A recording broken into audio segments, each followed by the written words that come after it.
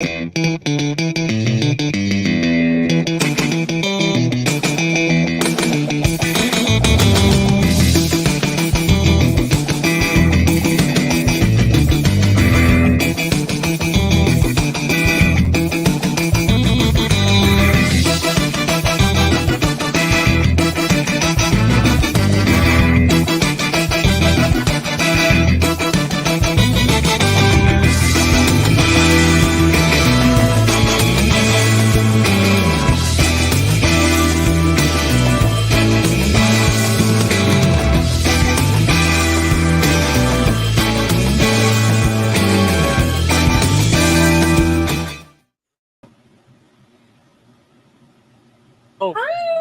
hello. Hello, snazzy new opening. Look at there, page of our snazzy, y'all. That is fancy. I like it. We're so different. I do. I like it too. I had some help from the mods today. They, I did a little poll and they picked the opening song. I like it. I was going for like the old Night Court show theme. Yeah. And but I also didn't want to get struck down by the copyright gods. Yeah. And so we went with that one, and then I just popped some stuff together. Wouldn't that be great? Like the very first night to get struck down by. Oh, it's horrifying. That's why I always put even if I have the license, I put all the credits in our description. And so if you're interested in the music that we put together, it's down there in the description. Yeah. So you definitely. Oh, thank you. Yes, I did. I got all of them cut. All the cuts. I had mixed reactions. Some people were like, "It's gotta be longer, and then it's gotta be short." I'm like, I just can't win. It's like my mom. I grow it out, and she's like, "You really should cut it." And then I cut it, and she's like, "Why'd you cut it?" Well, I think that everybody was just hoping that like they would get that Fabio look, like that everybody has grown to love from you. So they were like the duck lips I put on Twitter.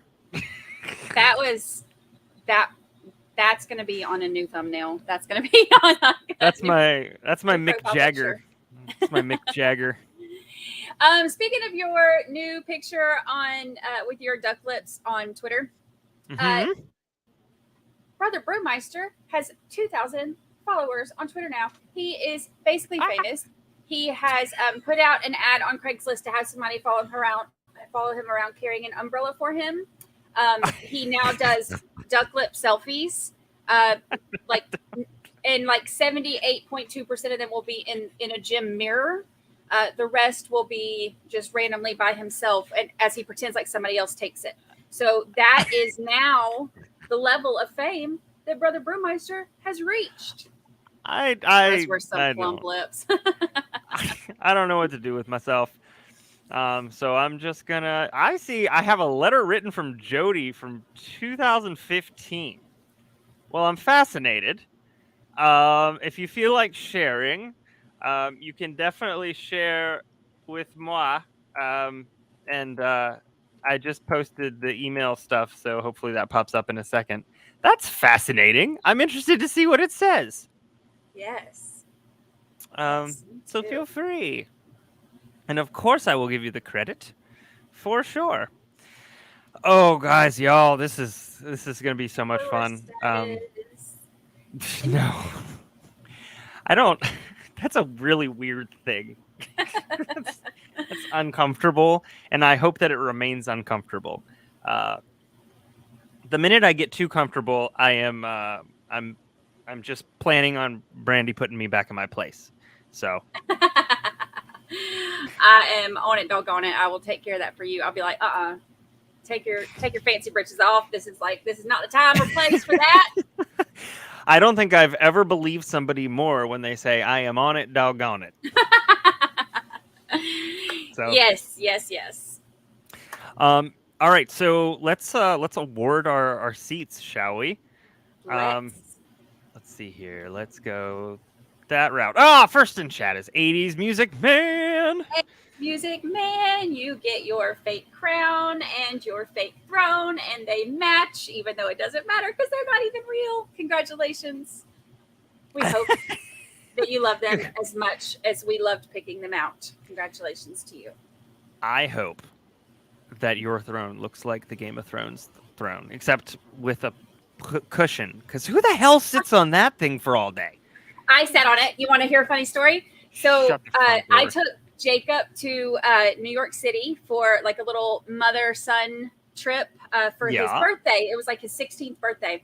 So Okay. I asked, if you could go anywhere that isn't like, like space or something, like where would you want to go? He said New York City. So it's like done deal. Took him to New York City. So he wanted to go see I wanted to go see like all the like Statue of Liberty and stuff like that. He wanted to go like where Spider-Man was filmed, stuff like that. So we're walking. They had just had some kind of huge convention there, like the week before we got there, or weekend before we got there. And we're walking to Times Square, and we're like in this alley thing, and there's like a garage door type, like a bay door that's open, and there's these guys with a forklift, and we look over, and we're like, what do they have?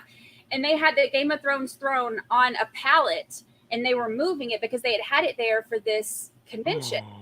And What? and Jacob was like, oh my god, so I walk over there and I was like, y'all, it's my little baby's birthday. And and my little baby at this point is like 6'4". I was like, it's my little baby's birthday. And he like saw this and he's so excited. And can we just take a couple pictures on it? Can he sit on it? And they looked at it, they're like, I don't care. It gives them an excuse to take a cigarette break. So they didn't care. So I have pictures of Jacob and of me and him both on the Game of Thrones throne. And it was I love it. wildly uncomfortable, but they have to use a forklift to lift it because that's how heavy that thing is. Anyway, I digress. So sorry that your throne isn't that cool 80s music, man, that yours is. You don't need a forklift for yours. You just get to enjoy it in your headspace. Well, our second in chair is Ricky Watson. Ricky Watson, congratulations. I saw Ricky Watson where he said, dang it, I lost again. Nope, you didn't, Ricky Watson. You got second. You didn't. You got it. You got it. So enjoy that 1970s stool. I'm sure that'll be comfortable for about 5 seconds. Yes. But at least you got the top hat. So you could just sit on the top hat. It might make it better, maybe, but it'll ruin the top hat. So why would you do that? I don't know. You see Ricky Watson out there feeding horses in a top hat? That'd be perfect. I would. That's choice. All right, in third place, Kelly Bobelli. Kelly Bobelli. Get your Lysol wipes out. Congratulations. Congratulations. You got yourself the chair, the beanbag chair. A love sack. The love sack. Love sack. Yeah. Heading down the. Okay. And I haven't even been drinking, y'all. I've not even been drinking. I'm just in a good mood. I am in a good mood because it's the first night of Night Court. I'm so excited. I'm very excited. This is going to be so much fun. Quick little update on our little bitty tiny channel that's just a growing. I know I like to give y'all the numbers, and we probably won't do this for too much longer, but I'm just because then it starts because I'm so excited that we're growing, but then sometimes I'm starting to feel like I don't want to be like anyway. I don't want to be like bragging like, hey, we got this many, but I'm so excited, and I know that y'all ask, so I'm still giving them as of now. New members, we have 6,000. I haven't even been drinking. I'm just excited. 6,098 subscribers now. Is that not insane? And 663 members. Isn't that cool? That's wild. It looks like our love sex as big as a whale. And it's about to sail. Woo! That's for you. That's for you, RA. I wouldn't do that for anybody else. Well, maybe, but RA in the house. RA in the house. So today we've got opening statements / day one of Jodi Arias. And this is interesting because the playlist that I found on YouTube, the first day starts 15 minutes in, and it's stills. It's like still pictures during the audio. Now, we've done enough of that. So what we're going to do is I am going to play the opening statements from prosecution, defense, and then as Brandi chats, I'm going to find exactly where we were in that audio bit, and then we'll do the rest of the day. And then that'll be the end of day one and the end of the first day of night court. So that's my plan. That's my thought. So hopefully everybody's good for that. Are there jokes that come with Jodi Arias? Is that a thing? Does that happen? I don't know. I haven't heard those jokes, but this will be interesting. So there's a lot that's going to happen in this trial. There's a lot of very suggestive items and topics and trends and things. And Brandi and I had it was a very brief conversation about kind of some of the things that are in this trial. And we are, posterity's sake, we're going to show at least all of the audio. Okay. If pictures come up, I am going to very quickly cover them with apparently probably my face. So that's going to be fun for everybody, I'm sure. Yay. Oh, it's Yeah. my favorite. There's like some super inappropriate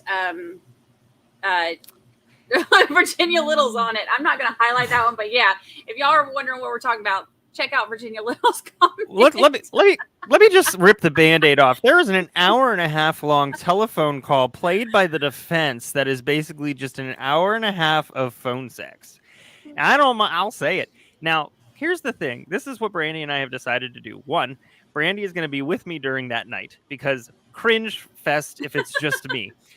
I am completely fine admitting that. And two, we are going to put that phone call at the end of the night so that if you're uncomfortable or if you're not, if you just don't want to be a part of that, you won't miss anything afterwards because that's the last thing we're going to play. Now, that's during the defense's case in chief. So we got a while. But I just want to give you that heads up. There's going to be a lot of really, at least they don't call it the storm. Yeah. There's going to be a lot of suggestive themes and things. And so this is going to be interesting. And I think our community can handle it. And I also think that we all know how to joke and laugh, but also be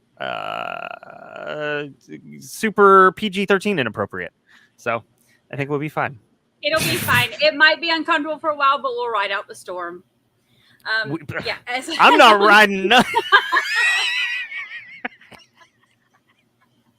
Riding the storm out, waiting for the thaw out. Oh yeah, this is gonna be interesting. Yeah, don't worry. I've got plans. It'll be.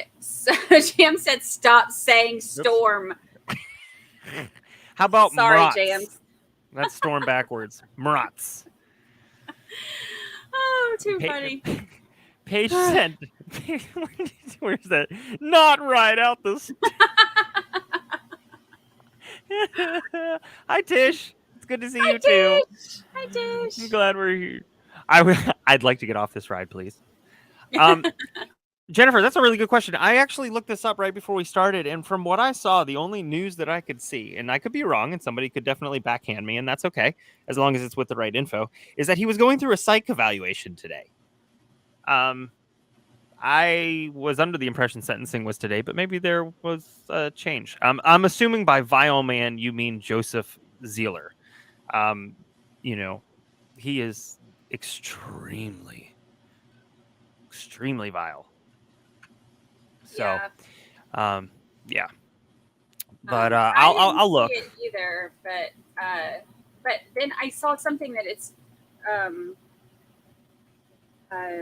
the same thing, like that he's I saw it sometime this afternoon that he was undergoing a psych evaluation, but then I couldn't find anything on the actual sentencing today, but then I saw something that said sentencing tomorrow, so I don't know if I didn't have time to look into it too much, so I don't know if they're doing the psych evaluation now and then they're going to do that tomorrow, but we'll keep an eye on it for y'all and let you know. Alyssa said I want to get my hands on that eval. Yeah, me too. Yeah, really badly. Alyssa, you've got the ins, right? You can find it. I'm sure you can find it. We'll talk about that another time. All right. Well, I mean, what more do we have to do but to get started, right? Yeah. So if you haven't heard of this one, I think most people have. The reason that this one got kind of national attention really started with her interrogation video when that got released. Because if y'all haven't seen it, and I'm sure they'll play it in court, I hope so. If not, then we'll play it. We'll find it separately and play it. But that's when everything kind of started really getting national attention from what I remember anyway. That's the first I heard about it. But she's acting like she's in there singing, and she does like the typical, criminal thing where her story changes about 3 different times. That's not that surprising. But what was so weird was that she's like she did a handstand in the interrogation room. Jams covers it right there. There you go. The yoga moves are from that interrogation video. Yeah. So she does a handstand. She's like singing and all kinds of stuff. And she's kind of a nutcase anyway, based on like literally everybody who's ever met her ever. But then seeing those videos, it was so crazy watching it. And that's where I think everybody kind of started like noticing, who is this girl? Plus, she was like kind of like this little, sex kitten type. And he was like this, good boy religious type who, so she was kind of portrayed as like this temptress. And, there was a lot. This is a hard case because as I was listening to a recap of it today, and it's difficult because both sides played a game. Now, neither side deserved what happened to Travis at all. But it is hard because you're going to hear defense blame the heck out of Travis. I can guarantee it. I haven't even listened to the whole trial. I haven't even listened to the trial. I'm assuming this is what's going to happen. So, I was just sent a clip from Shireen, one of our mods. He's undergoing psychological evaluation today. So, well, that's happening. Yeehaw. All right. Should we get going? Yeah, let's do it. All right, let's do it. Where am I gonna put us? Actually, I know where I'm gonna put us. All right. Time out. Yeah, right. That's where we're gonna end up. All right, this is CR 2008-031-021, State of Arizona versus Jodi Ann Arias. This is the time set for trial to begin. Is the state ready? Good volume. Yes, one of our teams has got it. State. Is the defense ready? We are, Your Honor. Kurt Nurmi and Jennifer Wilmot on behalf of Jodi Arias. All right, please be seated. Mr. Nurmi, you indicated you wish to speak outside the presence of the jury. Is that correct? I do, Your Honor. We wish to make a oral motion for reconsideration related to the forensic analysis done on the hard drive. If the court recalls, those hearings began on the 19th of November. Ultimately, on or about December 12th, this court denied our request. The state made assertions that it could not be copied. A few days back, Ms. Wilmot and myself went to the Mesa Police Department, and in property was item number 879571. It was a CD with end-case report dated 11/13/12. So we did not open that, but we believe that given the date, that must be the report generated from or subsequent to TLSI's involvement with it. And if that is correct, then we would ask, obviously the ability to duplicate is a non-starter, and we would request that be disclosed immediately. Mr. Martinez. That report has been previously disclosed, and in fact, the court has a copy of that report under seal. So that is the material that Mr. Nurmi is referring to. Is that correct? Correct. All right, with that additional information, is there anything else, Mr. Nurmi? No, Your Honor. All right.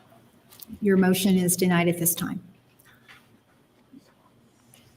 Are we ready for the jury? Ooh, ma'am. Yes, Your Honor. All right, let's bring the jury. I need you to drink a glass This of water. time, the attorneys will give their opening statements. Mr. Martinez. Good morning. Excuse me, Mr. Martinez, I believe we did not read the indictment last Not time, so yet. we're going to need to do that. So at this time, the clerk will read the indictment. In the Superior Court of the State of Arizona, in and for the County of Maricopa, the State of Arizona versus Jodi Ann Arias, indictment, count 1, first-degree murder, premeditated murder, or in the alternative, first-degree murder, felony murder.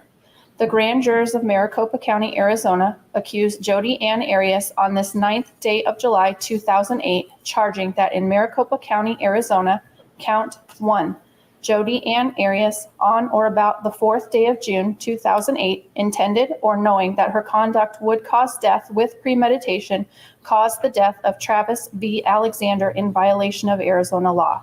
Or in the alternative, Jodi Ann Arias, on or about the 4th day of June 2008, acting either alone or with one or more other persons, committed or attempted to commit burglary second degree, and in the course of and in furtherance of such offense or immediate flight from such offense, Jodi Ann Arias or another person caused the death of Travis B. Alexander in violation of Arizona law. A true bill, Andrew P. Thomas, Maricopa County Attorney, dated July 9, 2008, signed foreperson of the grand jury, to which the defendant enters a plea of not guilty. Mr. Martinez. Good morning again.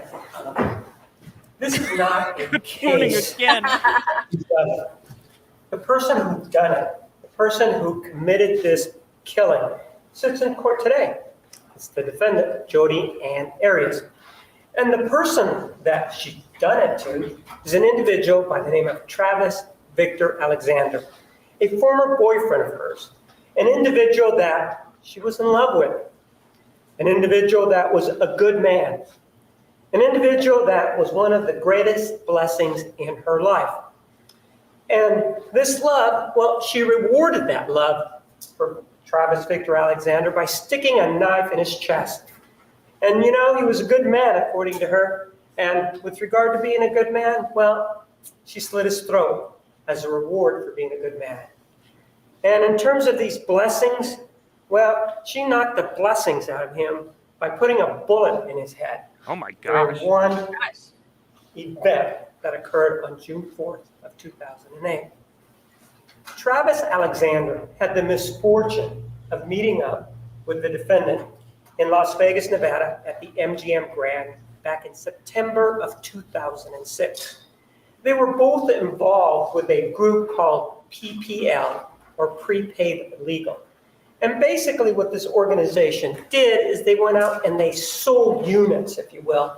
And basically it was a situation where people would buy these units and they would be covered for legal purposes should the need arise. And they met, as I said, in September of 2006. And after the meeting, it is true that Mr. Alexander began to have contact with the defendant. And he began sort of to pursue her. But it is also true, or an indication anyway, that initially he was mostly interested in converting her to the Mormon faith. You see, he was a Mormon. He had also been a Mormon for some time. And one of the few first things that he did when he began to talk to her initially is that he gave her the Book of Mormon. And a lot of the time that they had was spent on reading this Book of Mormon, talking about it. And so that their religious relationship progressed to a point, and it was a very rapid religious relationship, that it progressed to the point that in November, approximately 2 months later, in November of 2006, the defendant chose to become a Mormon. And the process that you undergo to do that is you become baptized. And so she was baptized in November of 2006. And the person that she chose to baptize her was none other than Travis Alexander, the person that she had met up with, the person who had introduced her to this faith, and the person that she was beginning to get closer with. And so their relationship progressed after that point, and it became a much more personal relationship. Now they were both Mormons, and there are certain guidelines for Mormons that you'll hear about. Specifically, one of them is that there's not to be any sexual contact before marriage. That's considered a very large sin. And I guess in the grand scheme of things, that's one of the sins that you need to avoid. But their relationship began to progress, and it a very personal relationship. At that time, as the relationship progressed, the defendant was not living in the Arizona area. In fact, she lived in the Palm Spring area of California. And so it was sort of like a long distance relationship.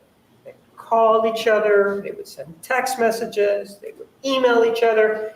And so their relationship blossomed This that piece is way. awesome. And occasionally they would see each other. They would drive out there, or they would somehow meet. Well, by February of 2007, they became sort of an item. They agreed to just continue dating each other, just to see each other and not anybody else. And as part of that, one of the things that happened is that they both did what is not expected, but what usually can be expected to happen between two young people. They began to engage in sexual relations. And obviously that is against the Mormon faith. And it provided conflict for both of them, that here they were sinning, if you will, all the time, whenever they would get together, and yet professing to be good Mormons on the other hand. But that's sort of how their relationship was at that point. Well, they continued this relationship for about 5 months, from February 2007 to about June of 2007. And in June, to be exact, using her telling, June 29th of 2007, the defendant couldn't help herself. She was a snoop, just couldn't help herself. And what she did is she went and got a hold of Mr. Alexander's phone, his cellular telephone. And she wanted to see what was in there. Couldn't stop doing that. And so she goes and looks at his cell phone in June of 2007. And she's looking for things to see whether or not there's going to be any contact with any other women.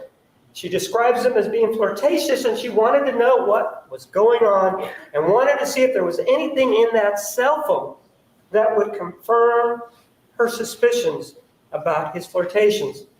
And she found things there that she didn't like. But it was her going into his cell phone snooping. She did it surreptitiously.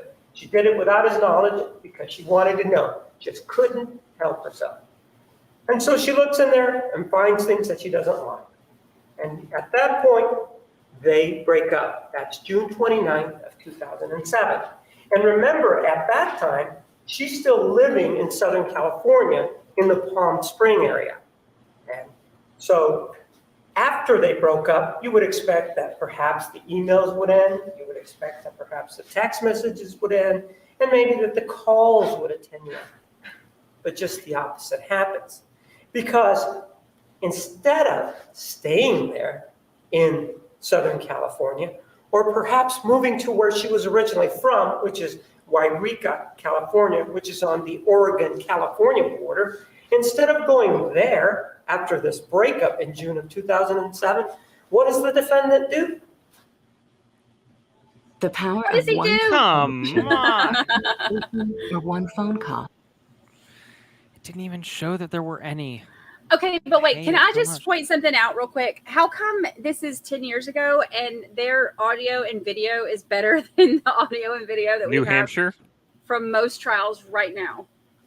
Like, how is that even possible?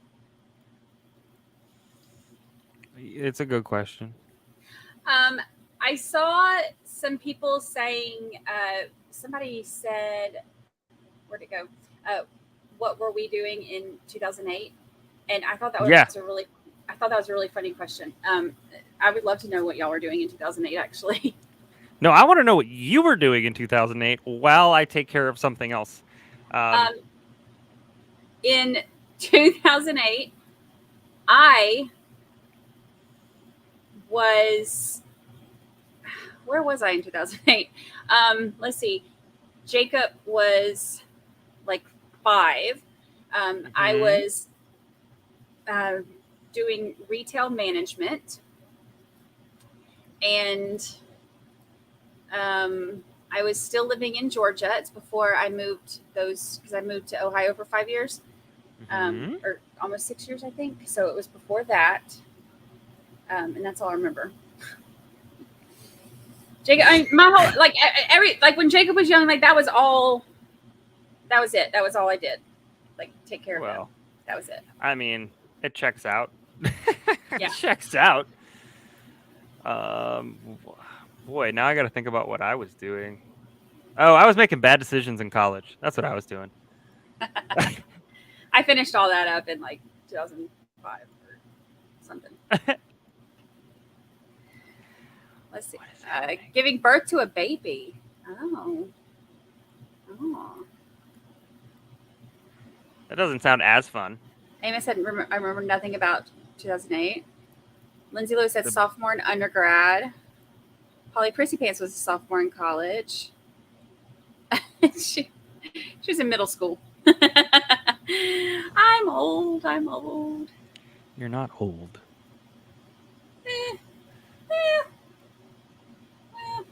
I refuse to believe it. Oh, this is cool. I was the first certified female firefighter in my town and an EMT. That's very cool, Jesse P. That is really cool. That's a lot better than Brother Brewmeister just making bad decisions in 2008. Well, yeah, you know. I mean, you had to be there. I believe it. Let's see. Creative director in an ad agency. Never going back to that. That makes me think of like Mad Men. Yeah. Annie says she was 12 in 2008. Oh, jeez. David said, say it ain't so. my son was about 3 and I worked at a bank doing customer service. Let's see. Kimbers, Ohio said 2008, I was dragging my son through high school. Dawn said leaving my husband. Oh. That I could tell you the year that I made that move to, and it was glorious. Let's see. Oh, Maury Bailey was in 7th grade, played violin, and started play golf after quitting softball. That's cool. Strawberry Queen was a stay-at-home mom to 5 kids. Oh my gosh, that's so much work. That is a lot. That's a lot of work. That is so much work. All right. Ricky was in the hospital for neck surgery.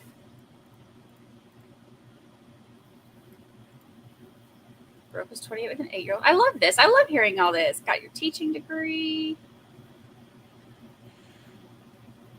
All right. I think we're good. I think I got it. Okay. I think. Let's see. Let's see if I got it. Really... Did I get it? Did I do it? Yeah. I kind of did it. It's enough for now. We'll fix it later. It's cool. That way we're not covered up. All right. We're going to go back and play. What does the defendant do? She moves to Mesa. She can be closer to him. This individual that she does not trust, this individual whose phone she's gone and looked into, and this individual who she's just broken up, what does she do? Let's go to Mesa. Not only does she move to Mesa, but she moves to an area that's very close to his. And she is not in the same ward, but she does move to an area that's very close to where he is. And of course, the relationship continues. They continue to talk. They continue to text message each other. They continue the emails. And oh yes, they continue the sexual liaisons because she moved here. Well, this continues on for some time, but Mr. Alexander, by this point, appears to be ready to move on, or at least he appears to be ready to date other people. And in fact, he starts dating somebody by the name of Lisa Andrews, and there may have been others that he started to date. But at that point, there was no relationship between him and the defendant other than this constant contact and this sexual relationship between the two. This relationship that was facilitated, this sexual relationship that was facilitated by her move to the Mesa area. Well, this continues for some time until April of 2008. So in June of 2007, she moves here, and we fast forward to April of 2008, when finally the relationship seems to have run its course. It seems to have run its course because the defendant has finally decided to move to where her hometown is, a small town by the name of Wairika, California. And again, it's about 1,000 miles away from Mesa. And what she does before she leaves is she spends about a week with Mr. Alexander. And yes, according to her, they do have sexual intercourse. They continue that course of conduct. And she rents a U-Haul, and there's an agreement between the two of them involving Mr. Alexander's automobile, a BMW. And basically, he gives it to her, but not really giving, in the sense that she has to pay him. She has to pay him an undetermined amount of money per month for this BMW that is his. He actually then buys a Prius, a black Prius. And so in early April of 2008, she loads up that U-Haul. Her mother may have come out here, but left before that. And then straps the BMW behind it. Doesn't get very far before there's a problem. The BMW starts leaking oil and all these kinds of things because she left it in first gear and cannot be towed. So now the BMW is destroyed and it goes to some sort of shop. But she leaves, but she's still basically going to pay for that BMW because she's the individual that was in control of it. But that's still sort of up in the air about that. Well, you would have thought that once she moved to Wairika, which is approximately 1,000 miles away, you would have thought that their relationship would have been over. No, it wasn't over. They continued to talk. They continued to send text messages, emails, instant messaging, and oh yes, there's the phone sex that she records of them when they are engaged in that particular conduct. And it's the phone sex that she keeps. Well, 2 short months after that, April of 2008, when she moved to Wairika, in June 9th of 2008, the police get a 911 call. The Mesa Police Department receives a 911 call. And the person calling on the other line is an individual by the name of Marie Hall. And Marie Hall is an individual that Mr. Alexander has taken an interest in. She is somebody that is very much in the faith. She's somebody that is in his singles ward, so that they go and they sit around, and they socialize, and they talk about the Mormon doctrine. And so she's somebody that he feels much affinity to, and he starts to court her. And again, this is when the defendant is already in Wairika. He begins to look at her, and the relationship with Lisa Andrews is now over. And so he begins to take her out. There's a total of 3 dates that they go on. But for her, there's really no spark there. She's not interested in the slightest in him.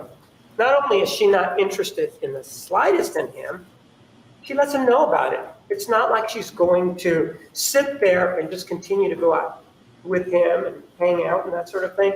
No, they go out one time, they go back to a bookstore and they drink hot chocolate. There's no contact at all. There's not even sometimes what is considered the obligatory goodnight kiss. There's none of that. And she lets him know, I'm just not interested in you. And in fact, she starts to date somebody else.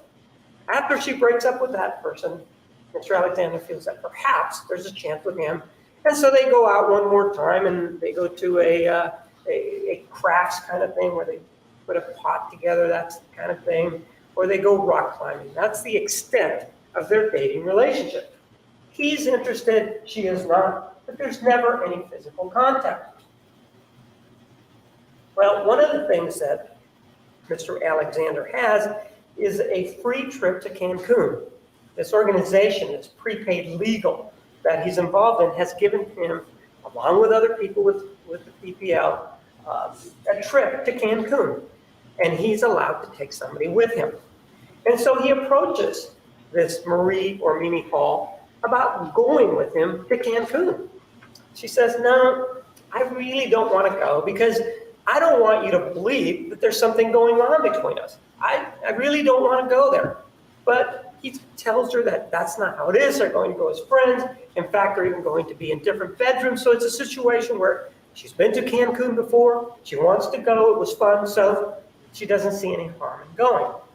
And so the trip that they're supposed to go on is supposed to start on the 10th of June. And so she's the one that's on the phone on June 9th. And she hasn't spoken to Mr. Alexander for about a week, since June 2nd, which is a Monday. And it's strange to her because the trip is impending, and he usually would call her every day or send text messages or maybe email her. So it was strange that he hadn't called her, but she really didn't think anything of it. You know, since they were only going to go as friends, what's the big deal, right? And so when she doesn't hear from him up until the night before they're to go, which is the 9th, which is a Tuesday, or a Monday, one of the things she does is she goes over on that Monday night. And when she goes over there, she goes and knocks on the door. And she knocks on the door very, very hard. Well, nobody answers. The only thing that she sees is the dog. The dog Napoleon, which is Mr. Alexander's dog, comes up to the door, just sort of throwing himself up on the door very excitedly. And she can tell that there's something wrong there. But nobody answers the door, and she doesn't know how to get in.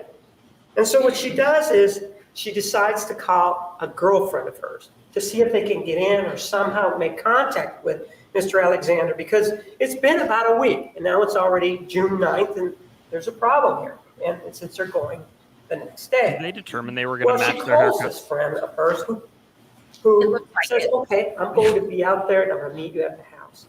It's like In the her and meantime, her aunt. Ms. Hall then actually goes back to her house to see whether or not there's any emails from Mr. Alexander, perhaps send him one to see if there's going to be any contact that way. She can't get in the house, perhaps electronically. She can go in and have him respond. No response whatsoever. So she goes back to that house. And this is sometime after 9:30, 10 o'clock in the evening. She's not keeping track, really not sure, other than that it was in the evening. And so they go back, and her friend shows up with a boyfriend. So now there's three of them. There's Marie Hall, her girlfriend, and the guy that she's with. Bang on the door, they can't get in. They decide that perhaps they're going to call somebody else so that they can go to the pad on the garage. And then maybe if they can get the number to that, they can then go inside the house. And that pad does have a code, as most newer garage doors do. And in fact, the number to that garage pad is 0187. The reason that we know that is because the defendant also admits to having that code. And she admits that that's the number to the code. And if she wanted to go over there, she could just punch in that 0187 and go on inside. But Marie Hall didn't have it. Her friend didn't have it. The guy that was with her didn't have it. But they were able to call somebody who was actually able to give them that number. 0187, they punch it in, and they go into the garage. Oh, come on. Back to the dying liver. Oh, goodness gracious. I swear, after this is over, we're going straight back to YouTube. I just wanted to give us video as much as we could for tonight, and then the rest of it's video after that. Yeah. Well, I mean, even having to stop for, because it's only for this one part. So even having to stop for this one part is still worth it to see the video as opposed to having to stare at the picture the whole time. Because we are tired of staring at pictures while we listen to trials. So. All right. Well, I'm tired of staring at this tingling in hands and feet. Never eat these 5 foods, apparently, in order to avoid that. But you have to pay them to figure it out, I'm sure. Now it looks so good because inside the garage is this black Prius. This black Prius, that's Mr. Alexander's. He's not answering the door. The dog is going crazy, and his Prius is in the garage. So they decide to walk in. They good walk idea. in. This is a 2-story house. They walk Let me in. get some wine. White is the washing machine and the dryer. And then they take a left, and to the left is a bathroom, to the right is a study. And as they continue on to get to the stairs, to go upstairs, Marie Hall, or Mimi, notices that there's this strong, pungent, foul odor in the air. She figures, that Napoleon, he really must have been having real problems here because this doesn't smell very good at all. And so they walk up the stairs. And when they walk up the stairs, they come to the first door on the landing, on the left, which is Mr. Alexander's room. And I say room because Mr. Alexander wasn't living alone. He actually had a number of roommates, and the bedrooms were on the second floor, and there were two other people that he was renting rooms to. There was himself up there, plus these two other people. So they get up there, and they go to the door, and it's locked. But the door is the lock on the door is the kind of lock that you can turn it from the inside, close the door, and it stays locked. It's not a situation that you need a key to lock it, but you do need a key to get back in and unlock it. So what they do, the three of them, they go talk to the roommate that's up there who's listening to music, knock on the door, and he has the key. So now there's four of them. There's Mimi Hall, her girlfriend, and these two other individuals, two men. They open the door, and when they open the door, Marie Hall stays behind, and the two men go inside. But she's able to see through the crack all this blood that's in the hallway. And the two individuals come out running excitedly and saying, "There's blood here." And that's Travis. He's in the shower. He's dead. And that's the reason that Marie Hall was on the telephone that evening of June 9th, 2008, calling the police to let them know that the person that she was going to go to Cancun with the next day, this friend of hers from the church, Travis Alexander, was dead. Well, of course, the police responded. And one of the things that they were able to note, and I do have a diagram. They weren't very effective roommates. I'll say that much. What I'm saying. Yeah. Especially because the smell. I mean, they had said that when they went in, they could already smell it. So how did the I roommates told smell? you that, and this is exhibit number 249. I told you that Marie Hall and her friends went to this door, and this is the door. As you can see there, looking there, at the big red spot. And there was lots of blood that you could also see here. And of course, the body is found on the lower right-hand corner in the shower. It wasn't standing, it wasn't anything, it was all just sort of punched in. And one of the things that struck the investigators when they first went in there and they started looking at this is that the scene had been staged. It had been manipulated. Whoever had been the killer of this scene had manipulated that scene. And the police knew that that scene had been manipulated, first of all, by where the body was found. The body was found inside the shower, and the killing had obviously taken place somewhere else because there was blood all around the bottom here, the southern part. Right there on the sink, it is clear that the victim had stood over that and bled. And in fact, down here, it was also clear that he had bled there, and there were some drag marks down that hallway. So somebody had taken the time to manipulate, stage, change the appearance of the scene by placing the body there. The other thing that was notable about the staging of the scene was that whoever had done this killing had also taken the time to wash the body down. And it appeared that the person who had done this actually washed the body down with this big cut, had taken it and poured it all over the body so that basically there was almost no blood on the body. It was just bloated from decomposition, but the area here, the cut that they were subsequently going to see, there was no real blood anywhere. So it was clear that somebody had cleaned him up such that whatever evidence was there is not going to be there anymore because the body had been washed. The other thing that they noted was that if this body is in such a bad condition, there was no knife there. It would appear there were cuts, and it appears there was a shot, and the gun wasn't there either. So somebody had also removed those from the scene, had taken the time, had thought this out enough to say, I'm going to take the gun and I'm going to take the knife away. Additionally, what this person had done was that they had taken, possibly, and it's consistent with the glass, had taken the glass and had just poured water down the hallway, down this area, because boxes that were on the ground level in this closet area here were actually soaked in water and blood. And additionally, what they were able to see was that down here, this big, large, massive blood with the 45 on there, well, that also had a lot of water in it. That was diluted blood.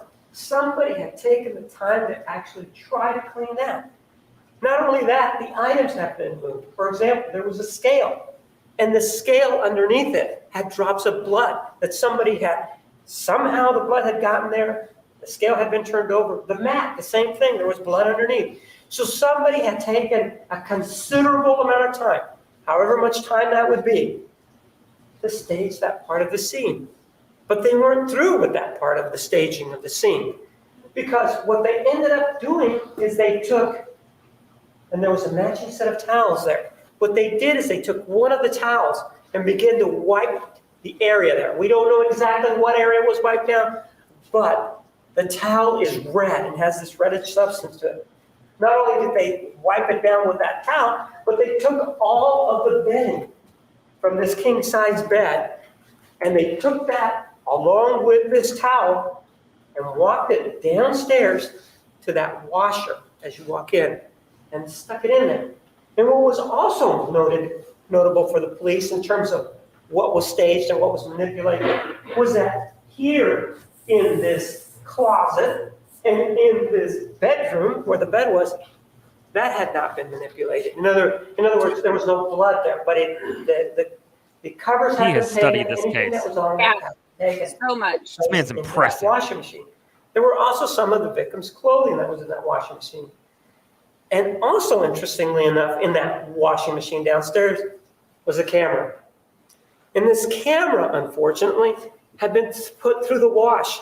And as everybody that's familiar with the washing, that's not a very gentle sort of process. And the camera was destroyed. It was all messed up. It would never take any pictures again. So that's one of the things that confronted or that the police were able to see. The other thing that they were able to find came from the body, things that they needed to know. And one of the things that they noted from that was that this was a very violent attack that took some time. The reason that it was a very violent attack is that there were 3 ways that he was killed. It wasn't just one shot, it was more than that. And what the medical examiner was able to find was, his name's Kevin Horn, was that there was a stab to the heart area that was not immediately or rapidly fatal. And what that means is he's stabbed and he still lives. He still can walk. He can still stand. He can still grab. He can still speak. That's not immediately fatal. And it's not rapidly fatal. You know, he's not like looking at notes. He's not, a lot of times like they'll have like their little, like bulleted points that they want to make sure that they hit. He's not looking at any of that. He is going by, he doesn't have a script, or if he does, it's not, I haven't seen him looked at it at all. He is impressive. He's getting like all of the, all of the big points of everything and all of the, information and he's impressive. Oh yeah, This is why I was excited to watch this, because I haven't ever actually watched the trial. I've seen a ton of shows and documentaries and movies and even, Lifetime movies like reenacting it, but I've never seen this. Yeah, You're right, Maureen Bailey. I agree. It's impressive. I can't wait to see that. And you told me how long she was on the stand. Did you look that up? It was like 18 days or something, I think. Let me look it up. That's ridiculous. Yeah. Oh my gosh. All right, we're going to go back. We now take you back live, but not live. The thing that the medical examiner found, but it would kill him, this stab to the heart. The other thing that the medical examiner found was 18 that days. his throat was slit from ear to ear. And that one was rapidly fatal, which means it would have killed him very quickly because of the blood loss. Not only would it have killed him very quickly, but he would not have gained or had consciousness for a very long period of time. He would have almost immediately have lapsed into unconsciousness. So the one to the throat. Well, and the one to the head, well, again, since that involved the brain, and although the body was decomposed, according to the medical examiner, that one was also rapidly fatal. And additionally, he would lose consciousness immediately. Based on that, and based on the fact that Mr. Alexander in his hands had what the medical examiner is going to term as defensive wounds. In other words, Mr. Alexander did not die calmly. He's fought. seen some stuff. Whoever Lindsay. this person He's was that seen had some killed him, stuff. he had fought, which meant that he was conscious at the time. So what that meant is that with regard to the injuries that were inflicted, according to the medical examiner, the first injury was the one to the heart. And when that was inflicted, Mr. Alexander at some point began to fight. And what he was able to do was grab the knife, but he grabbed the blade of the knife so that he has cuts in his hand as he's fighting, presumably for his life. They're called defensive wounds. And given that there was blood over the sink that we have over here, and that the sink is waist level, and that blood is coming down from a source, Mr. Alexander was able to get up from where he was standing at this point, go over to the sink, stand there and bleed. But those aren't the only wounds that he had. He had a grouping of wounds back here behind his neck, on his shoulders. He had some on his head. He had some on his ears. He had some here too. And by here, I mean his front torso area. So the first hit, if you will, was to the heart area. And he was walking around. He was grabbing the knife. He was trying to defend himself. And that's why they call him defensive wounds. Given the blood spatter pattern, he ended up over here where the 45 was. And when he ended up there, that's when his throat would slit. And he was still alive, and we know that because of the amount of blood. You think those are real tears? So whoever Nope, had done there are it no tears. basically followed him around, Let's do a poll. found where that 45 is, went to finish him off and cut his throat. But they weren't through with him. What they did is, this individual then, killer, dragged him this way, towards the area of the sink. And in that area of the sink, where that number 1 is, right in that general area, and according to the medical examiner, by that time, he was probably most likely dead, finished the job as if it needed to be finished. Because the first one, even though it wasn't rapidly fatal, was going to be fatal. The second one, for sure, was totally fatal. The third one, well, took a shot, stuck it in his temple, and the body was, at that point, more likely than not dead. So Mr. Alexander probably didn't feel that one. But one of the things that we do know, and you'll see, is that there's a number 1 here. One of the things that was there was a 25 caliber casing, which Thank you, means that Ricky. the gun that was used was a 25 caliber. Even though police were not able to recover the gun, they know that it was a 25 caliber handgun. So that's what they have in this particular area. But you can have all of that. You now know that it was Mr. Alexander. You now know how he died, but you really don't know the time. You haven't narrowed that down. And quite frankly, you don't know the identity, one of the most important things, of the person who may have done this. And so police were kind of left there to guess. And you can lift all of the fingerprints you want in the world, but if you don't have anybody to compare that to, you're not going to know who the person was. And you can get all of the blood and DNA samples that you want, saliva, any biological substance that you want, but if you don't have it to compare it to a known sample, that really doesn't get you any nearer to solving this crime to find out who the person was that had actually killed this individual. Well, the police then went downstairs and they found this camera. And as I told you, this camera was destroyed. But one of the things that they were able to do is they were able to take out a very small item. It's a SIM card, which is really the brain of the camera. And this camera had been recently purchased by she Mr. upset about Alexander. that. He had bought it between April of 2008 and his killing. Because according to the defendant, She actually advised him via the phone while he was making this purchase of this camera so that he would get a really good camera. Well, this really good camera was in the washer. It was destroyed. It wasn't going to take any pictures anymore. So the police really seem to have nothing except the SIM card. And the SIM card has gotten wet. It has gone through the cycle. And so what ends up happening? What ends up happening is that they get this SIM card. And with this SIM card, they are able to find, and you're going to hear the term end case.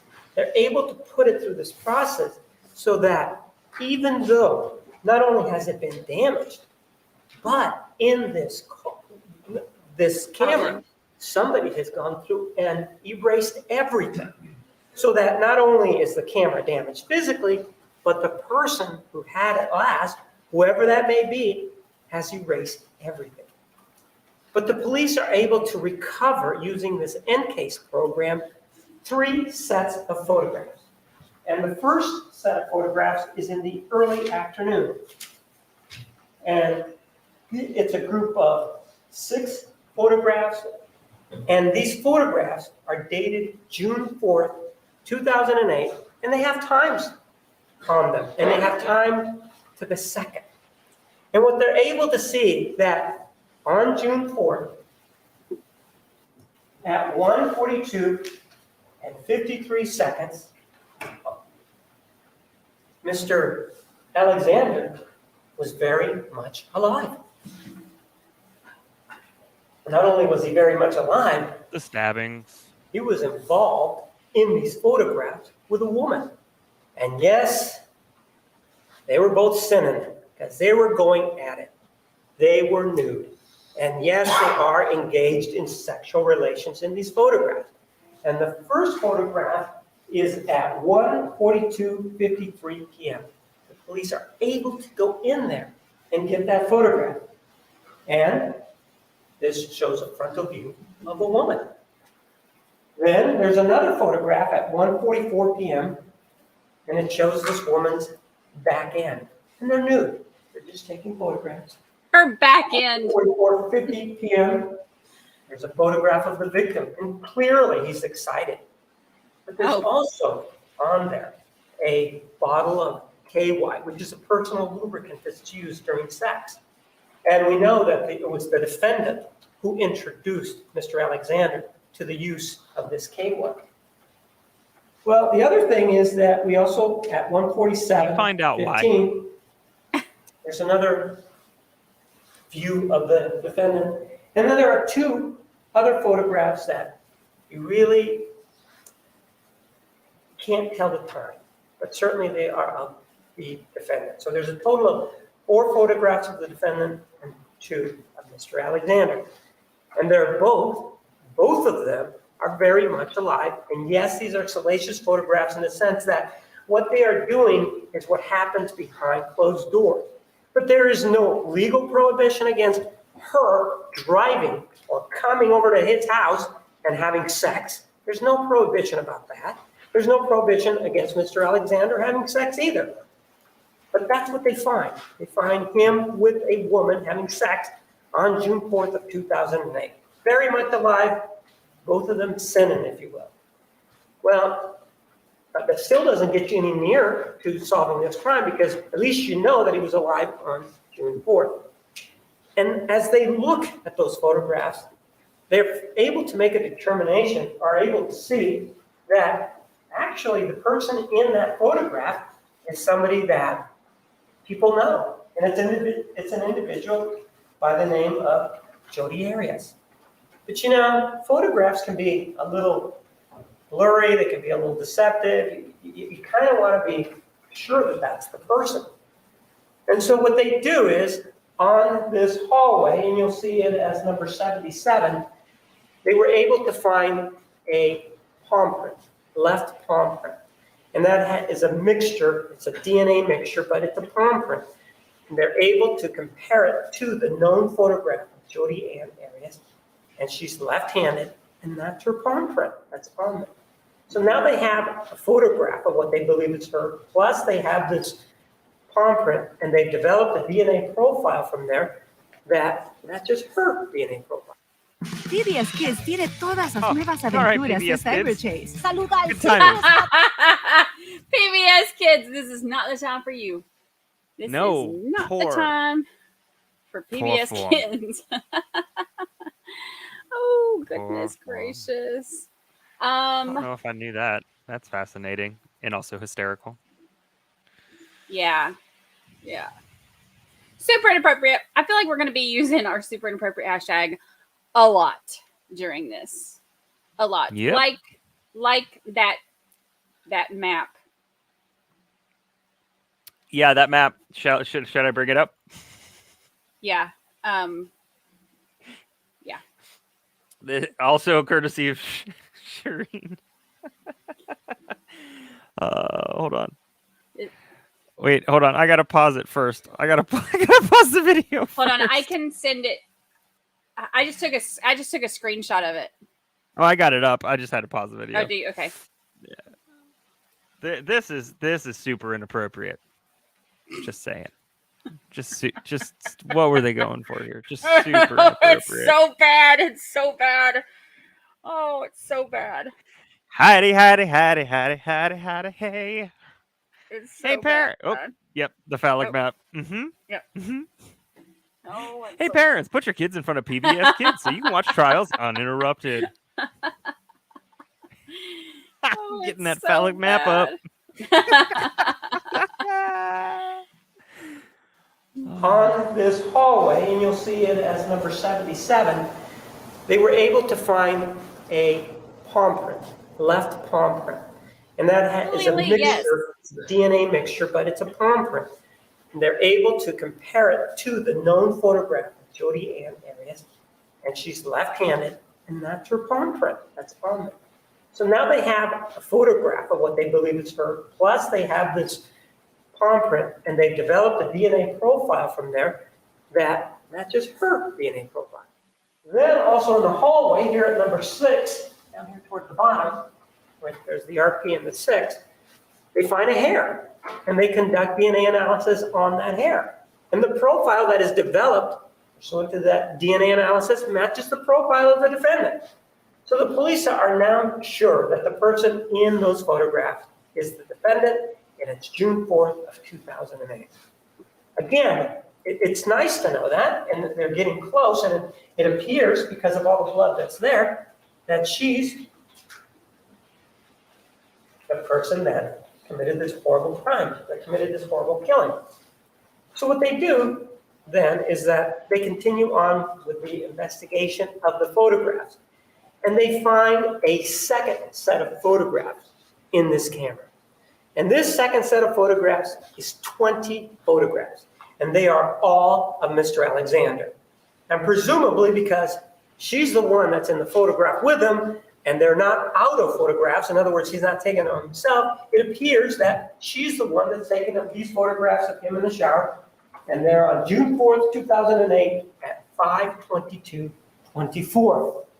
They were engaged in these acts at 1:45, but now at 5:22:24, he's in the shower and he's posing for the person who's taking these photographs. And there's many poses of the water running down him, and most of them are from the waist up. So there's no genitalia that is being shown during these photographs. But genitalia. the 20th photograph shows him sitting in this shower. And you do see the lower right quadrant of his posterior. And that photograph was taken at 5:30. So he was in the shower for approximately 8 minutes with these photographs being taken. Well, that again starts to narrow it down. And then there's finally a third set of photographs. And these are accidental photographs.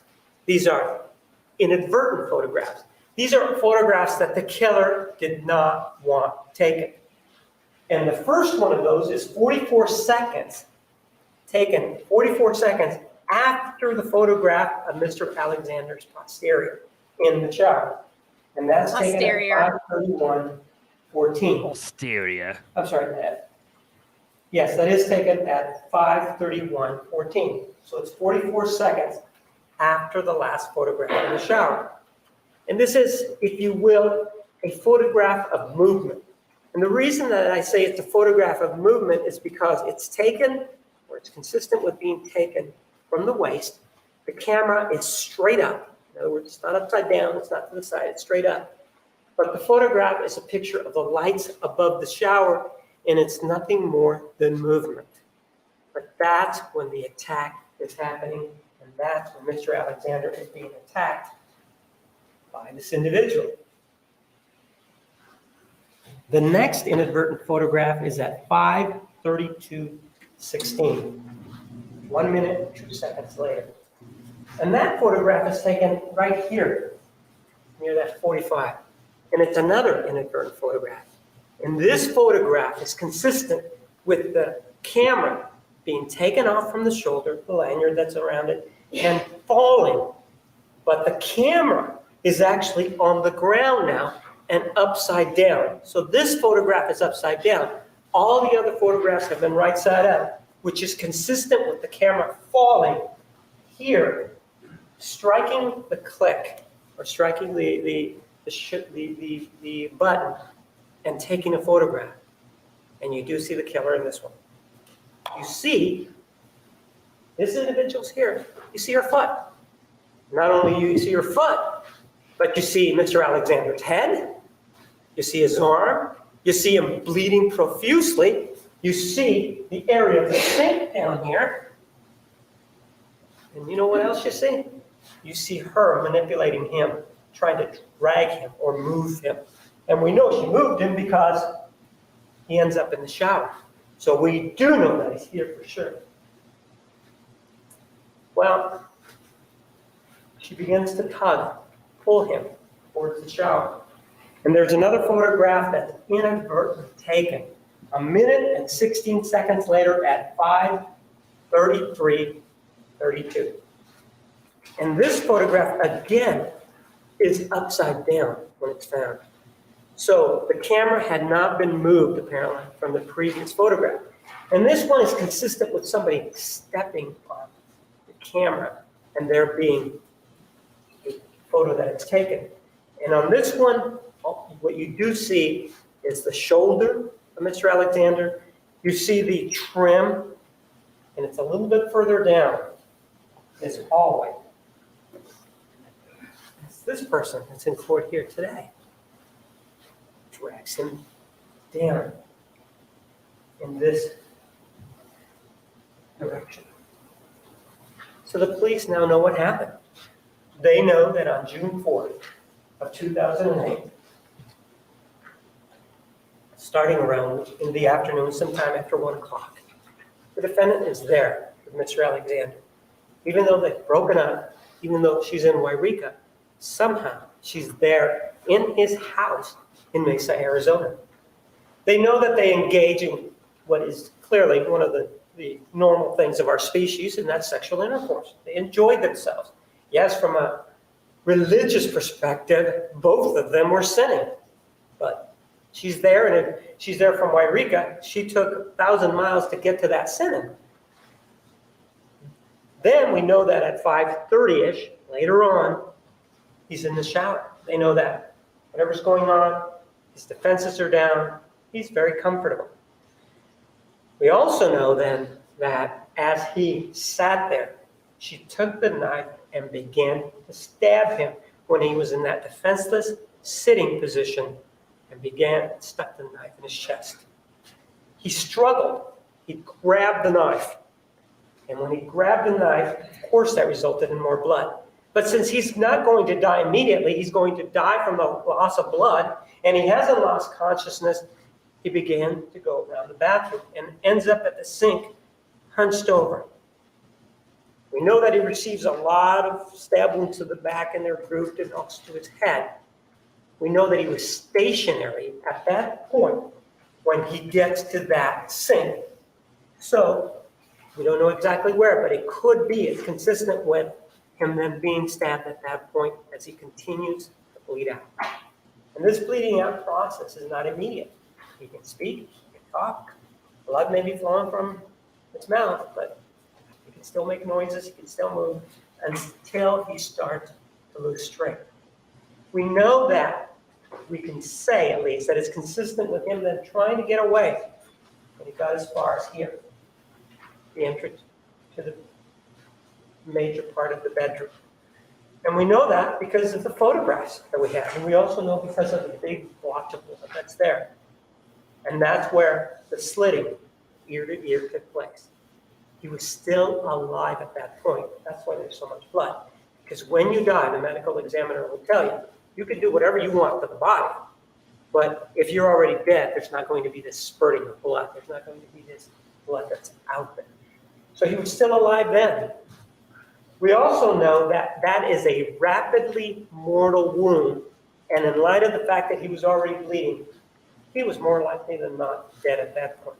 And by the time she was dragging him down, pulling him down towards this area right here, he didn't need that shot to the head.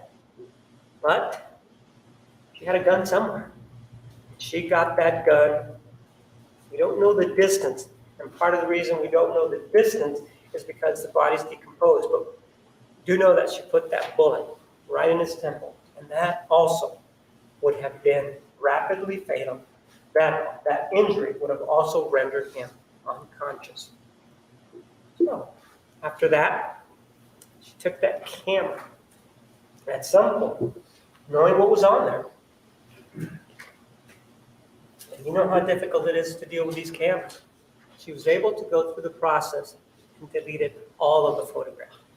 She took time to drag him, put him in the shower, clean him up, doing away with whatever evidence may be on there, clean the area there, even though it's still very bloody, took a towel to clean up, walked downstairs. Remember, he's got this dog Napoleon there. Walked downstairs, went to the washing machine, stuck everything in the washing machine, and had the wherewithal to start it. Put the camera in there after she deleted all of those photographs. Police knew that that's who she was. But they had something else that they needed to deal with. Dreaming of changing the world is one thing. No. Building. Nobody's dreaming of changing the world. That's not true. We all are. Oh, good grief. I think it's ironic that she basically, like, the camera little SIM card thing or whatever it's called is kind of what broke a lot of this wide open. And it didn't I say it was like in the washing machine? Yeah. Or something like that. And you'd think that if you're going to go through all that trouble, you would maybe take it with you instead Get of a just hammer. putting it in the washing machine. Although I don't think the something. hammer would actually do anything. So they might still be able to pull that card. Oh, goodness gracious. All right. Because as I told you, this happened on June 4th, which was a Wednesday. The body wasn't discovered until Monday, the 9th of June. On the 10th of June, which is when, since everything happened at night, the investigation really took off on the 10th. Detective Steve Flores of the Mesa Police Department received a telephone call from somebody wanting to help. Person here called him up, wanted to help him out, and started to talk about how their relationship with Travis Alexander, how she was in Wairika, California at the time this happened, could not have had anything to do with this at all. She was asked, well, does Mr. Alexander have any guns? Oh, no. Mr. Alexander has no guns whatsoever. All he could do, for him to defend himself, all he had was his fist. How about knives? Did he have any knives? Oh, no knives. Oh, not Mr. Alexander. He didn't have any of that. Not Travis. So she's telling them he didn't have a gun there. So that the killers, wherever they were, according to her, brought him brought them with them. The other thing that she says is that, well, you may want to start looking. She gives him a lead. You may want to start looking at one of his roommates, a guy by the last name of Brown, Thomas Brown. That's who you really need to look at because, you know, if you're really looking for people, that's the person who you may want to look at because I wasn't there. According to her, the last time she was there was in April of 2008. So how could it be her since this happened on June 4th, 2008? So it really couldn't have been her. Well, at that time, of course, the police know. They've seen photographs. They already know they got the fingerprints there. So they know that that perhaps isn't the truth. Well, they know it isn't the truth. It's not a perhaps proposition. And so, but this detective keeps talking to her. And she says, you know, it really wasn't me. I didn't have anything to do with it, and describes this relationship that she had with Mr. Alexander. The police need to do something with that because she has made it a point of saying she wasn't there. I couldn't have possibly been there. And so they start looking further at a possibility of where she was and that sort of thing. And one of the things that they're able to discover is that a week before this killing on June 4th of 2008, on May 28, 2008, there was a burglary report, seemingly unrelated to this case. There was a burglary report up in Wairika, California, where she was, May 28, 2008. And the burglary, the police responded sometime around 3:30 in the afternoon of May 28th, which was about a week before Mr. Alexander was killed.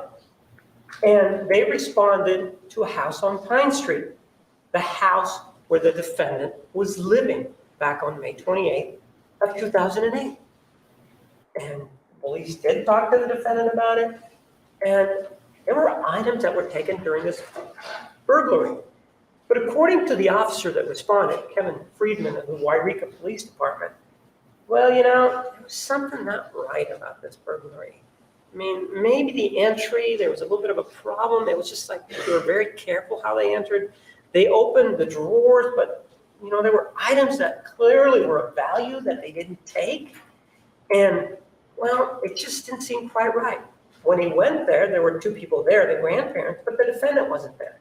She was called and showed up and indicated that she had been the last person there and had been there as late as approximately 1 p.m. And the burglary was reported sometime around 3:30. So it happened between 1 and 3:30 p.m. And the defendant reported, oh, yes, there were some items that were taken of mine. There was a $20 bill and a $10 bill, so there was $30 that were taken of mine.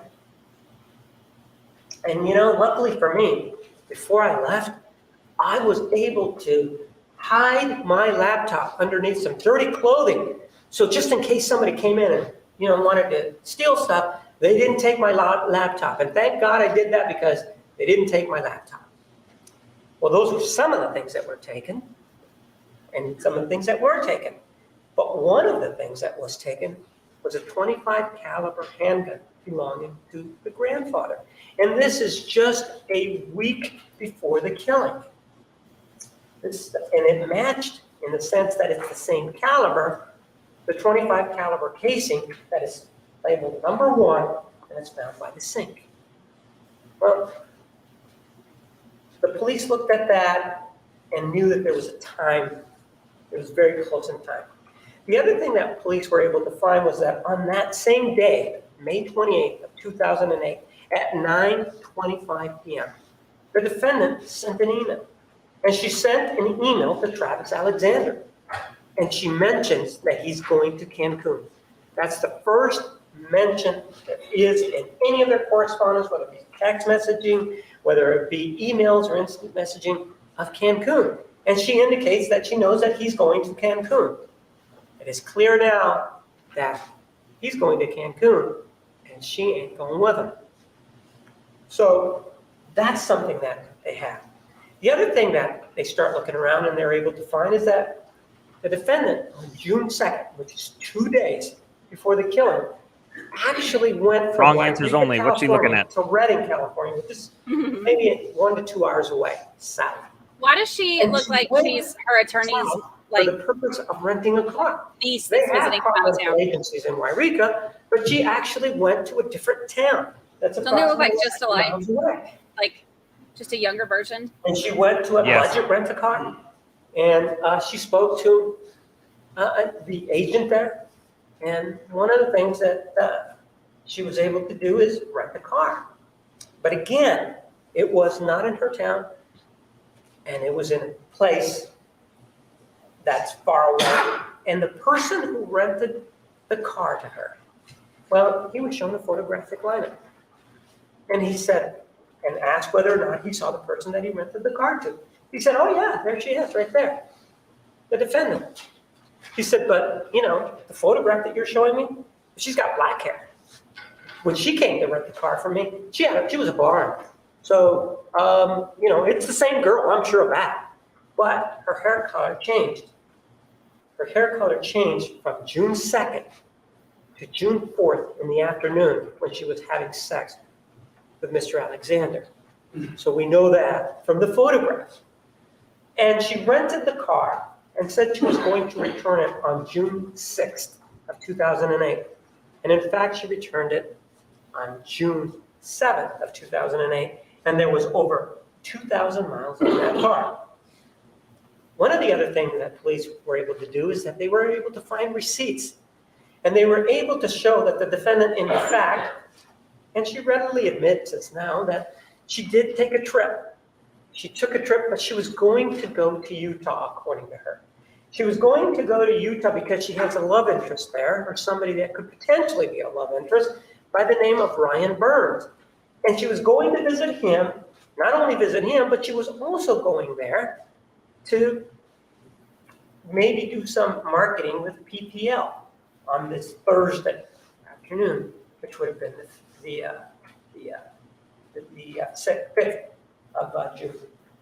And so they're able to see that she goes to Southern California, she stops at places like Starbucks there in the evening, sometime around 9 o'clock in the evening, and giving her plenty of time to be there the next day. So they're able to see that not only does she have the opportunity, she actually is placed near the area of California, which would have been a short is a relative term, drive to Mesa. So when she says to the police back on June 10th of 2008 that she hadn't been there, well, the police knew now that that was not true because they could trace her movements. Well, the other thing that they were able to find that came out is that... We're going to take the meetings at this time. All right, ladies and gentlemen, please be back in the designated area at She said, 1:30. we're not stopping that. Please remember the admonition. Anyway, I'm going to ask that you review the admonition. It is in your black binder. You should have it in writing. You are excused. she looks like she doesn't put up with anything, Yeah. like at all, which is probably for the best. Probably for the best. Oh, good grief.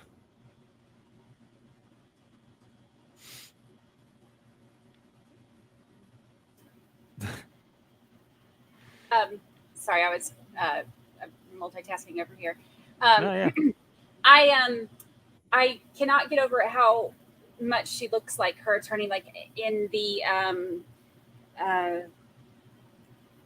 I mean, not like old enough to be a mom, but like old enough to be your aunt, like like the haircut. And maybe she was going for that, because she ends up like trying to, if you look at like her, and not even just the blonde hair versus the brunette hair, but like just the, like the blonde, like sex kitten look. And then she goes with like the, somebody I think earlier called her like a stuffy librarian or homely librarian or something like that. Like where she, she does like the emergency bangs. Like we all get emergency bangs, like anytime shit hits the fan, we get emergency bangs. But she has like the bangs and like the very just keeps her hair like, kind of flatter, and wears her glasses and stays very kind of like quiet and like I think she's trying to like look more innocent, maybe, as opposed to like, the way that the prosecution's going to paint her, the light they're going to paint her in. But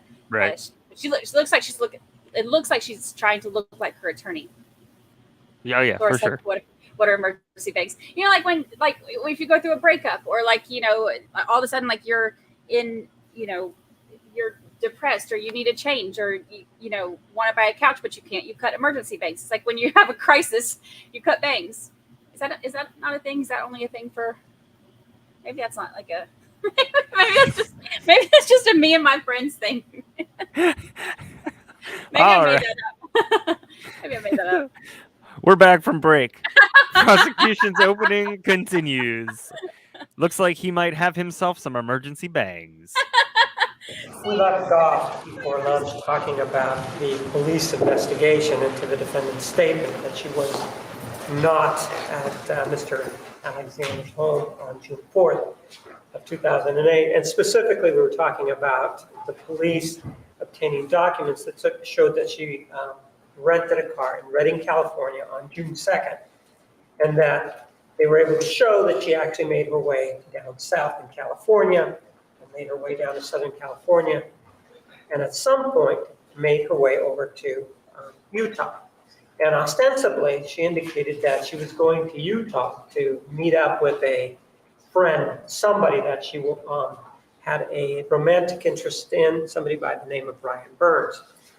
And what Mr. Burns will tell you is that she was supposed to arrive a day earlier. And somehow, for this whole period of time, couldn't get a hold of her. Tried to call her, she wouldn't call him back. We know now that the reason that was is because she was with Mr. Alexander. But she did happen to arrive in the Salt Lake City, Utah area on June 5th, June 5th, which was that Thursday. And as she got there sometime around a little bit before 11 o'clock, Mr. Burns indicated that he had to go to a meeting, and that if she wanted to go with him, that she could follow him in her car, the rental car that she was driving. As they were driving in West Jordan, Utah, an officer with the West Jordan Police Department stopped her in that vehicle. And the reason they stopped her in that car was because there was a problem with her license plate. There are 2 plates that are required in Utah, and in fact, there are 2 plates that are provided and required in California. So when the car was rented, there was a front plate and there was also a back plate. Well, the car that she was driving did not have a front plate. So between the time that she rented it and the time that she was stopped, somebody took that plate off. Additionally, the reason that she was stopped is that the plate in the back had been turned upside down. And so the police officer stopped the car, and he will come in. His name's Michael Gaglietti, and he will tell you that the person that was driving the car was the defendant. And she provided some story about being at Starbucks, and that somehow some of the kids were trying to play a trick and took the license plate off the car and put one of the license plates inside the car, and then somehow turned the other license plate upside down. Well, she continues on with Mr. Burns, and then at some point the meeting is over. They go back to his place, and what seems to be something with her is that the inevitable happens. They do begin to become engaged amorously. They begin to kiss. They begin to get involved in that sort of fashion. And Mr. Burns will tell you that, yes, they did go further than that. And in fact, he will say that he had his hands between her legs. And he will also say that the reason that they didn't go all the way or continue on to sexual intercourse is because he's Mormon. And his teachings, which I've been telling you about, do not allow for that sort of behavior, if you will. And so it wasn't that the defendant was stopping him, it was that he decided not to go any further than that. And then the police also determined that the car was finally returned on the 7th of June back to the budget rent-a-car in Redding, California. Well, the police, now knowing that there was this trip that was planned, they have the photograph, they now have the DNA, and they also have the fingerprints, arrested the defendant for the first-degree murder of Travis Alexander. And as part of that process of the arrest, the police conducted or spoke with the defendant. And of course, prior to speaking with the defendant, they admonished her of the Miranda warnings. They talked to her about what the Miranda warnings were, and she agreed to speak with them. And these are videotaped. And this was on June 15th of 2008. And they arrested her while she was in this home on Pine Street, the home that she lived there with her grandparents, the home where there was this burglary on May 28th of 2008. And when they spoke with her on that June 15th, the defendant said, well, I'll talk to you about it, but I don't, other than what I've already told you, I don't know too much about it. Well, why don't you tell us what you do know? Well, I can tell you that the last time that I was there was back in April of 2008. That's what she told me. And they said, well, are you sure? I mean, we have some photographs of you there. She said, well, are you sure they weren't taken on a different date? No, we're sure they weren't taken on a different date. Well, I wasn't there. It wasn't me. Well, what about this time lapse? What about this gap where you sort of disappear? You're supposed to be in Utah with this other boyfriend of yours, and yet you can't be found. People are making calls. There are no calls going out, nothing going in. What about that time? I got lost. What ended up happening is that I ended up getting lost, and I got so lost I almost can't tell you where I was. But I do know one thing, she said. I ended up on the 40, the I-40. And the detective said to her, how can that be possible?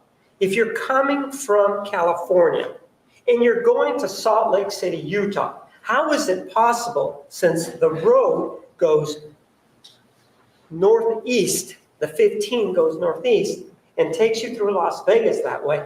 Why? The only way that you can get on the 40 is if you come through Mesa and then you come up that way. You couldn't have been on the 40. There's no way that you could have. Oh, yes, I was, she said. I can get lost with the best of them. I slept in my car, and my phone, the reason no one was able to get a hold of me was that it wasn't charged up. It has lost its charge. The police kept saying, but that doesn't make any sense. Why would you say that that's what happened? And if you're going to Salt Lake City, how can you say that you actually came through the 40 and then up through Las Vegas that way? She kept to her story and said, no, I was never there on June 4th, 2008. So the police left it at that.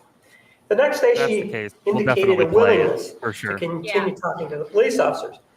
And that was July 16th. And she was again read her Miranda warnings. And this time, when she spoke to the police officer, she said, I got to tell you something. I really have to tell you something. Maybe what I told you yesterday, well, maybe that's not the truth. What I really have to tell you today is what happened. And what ended up happening is, and I'm just incredibly scared for my family. I'm just totally scared for my brother, my sister, my family, my grandparents, because as a result of this killing, well, the people that really did this killing, they're the ones, these are the people that are out to get my parents. So, although I told you yesterday that I wasn't there, well, I'm telling you now that I was there. And I can tell you what happened. I arrived there sometime around 3 or 4 o'clock in the morning of June 4th. When I arrived there, Travis was on the computer, and he was watching some sort of YouTube thing about some ladies with something on their head. It was just a silly video, and we sat and watched it for a little bit. And after watching that for a short period of time, well, we went up to bed. Nothing happened. The next day, in the afternoon, you're right. That is me in those photographs. That's me, and yes, we are engaged in intimacies. We're having sex. The other thing that's also true is that, well, those photographs, 20 that I talked to you about, I was the one that was the photographer. I was the one that was taking those photographs. I was the one that talked him into standing and posing for me. He really didn't want to pose for me. He thought it was just not his cup of tea, but he sort of did it for me. And so I began to take the photographs of him. As I'm taking these photographs of him, I hear this loud noise. And something hits me. And I really can't, I don't know if, I think I went unconscious. I'm not sure I went unconscious, but I think I did. And then I realized that Travis is hurt. I don't know how it happened, but I realized that Travis is hurt. And he's on all fours. And he's saying, help me, or words to that effect. He can't get up. And I'm trying to help him. I'm trying to do the best I can to get him out of there, to get him up so we can leave. That's what I'm doing, she says. I'm trying to do the best that I can. But he can't seem to get up because there's a problem with his legs. He says he can't move. Well, while I'm trying to do this, I realized that, and again, I didn't tell you yesterday because I was afraid. But what is going on is that there's these two individuals. First, she really doesn't know what their sexes are, but comes around and says, it's a man and it's a woman. Not only is it a man and a woman, but all I can see are their eyes. I can tell you, I guess, she said that they're Caucasian. Maybe she can tell you that. But other than that, I don't have any way of identifying who these attackers are. And according to them, it appears that I surprised them, that I shouldn't have been there. Because one of them said words to the effect that, that's that girl from California. Nope. That I gotta girl from find something California. different to say. Yeah, he is like, I highlighted one of the comments a minute ago that where somebody said like he was born to do this. Like you could tell that like this is like Yeah, this thing. his moment. Yeah. Yeah, and there were some comments about girlfriend stuff. Travis did have I think he had 2 girlfriends after they had split, but the problem is they didn't really officially kind of split. So, but yeah, there was a certain point in which he had invited Jodi to go on a trip, and then he ended up asking this other girlfriend, and she ended up saying yes. So he said, Jodi, no. And so I think a lot of things are just, it was a bunch of little things, but then big conclusion. So That these people were designed to take care of Travis for whatever reason they had. And I don't know what that reason is. They were there to do him harm. Well, what kind of weapons did they have? Well, she said, I think they had 1 or 2 guns. I'm really not sure. All I know is that I was focused on Travis. I had been hit myself. I didn't know what to do. And so what happened then? Well, Travis kept saying to go to the neighbors for help. But I didn't want to leave him there. And at one point, what I did was that I was able to, and it depends on what point the story is picked up, but I pushed the girl who was there. And I was able to get the better of her, and I was about to get out and go get some help. Except that I was then confronted by the guy. And the girl kept saying, well, just do her. And the guy didn't want to do it.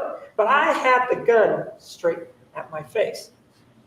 And this gun that was pointed at my face, well, he pulled the trigger. And for whatever reason, Providence perhaps, gun didn't go off. But I was very worried still about Travis, and I needed to get him out of there.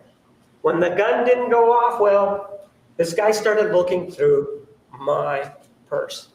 And lo and behold, in my purse, believe it or not, I happen to have my car registration that shows my address, because that's what I carry around. So they knew, they being this guy, knew exactly where I live.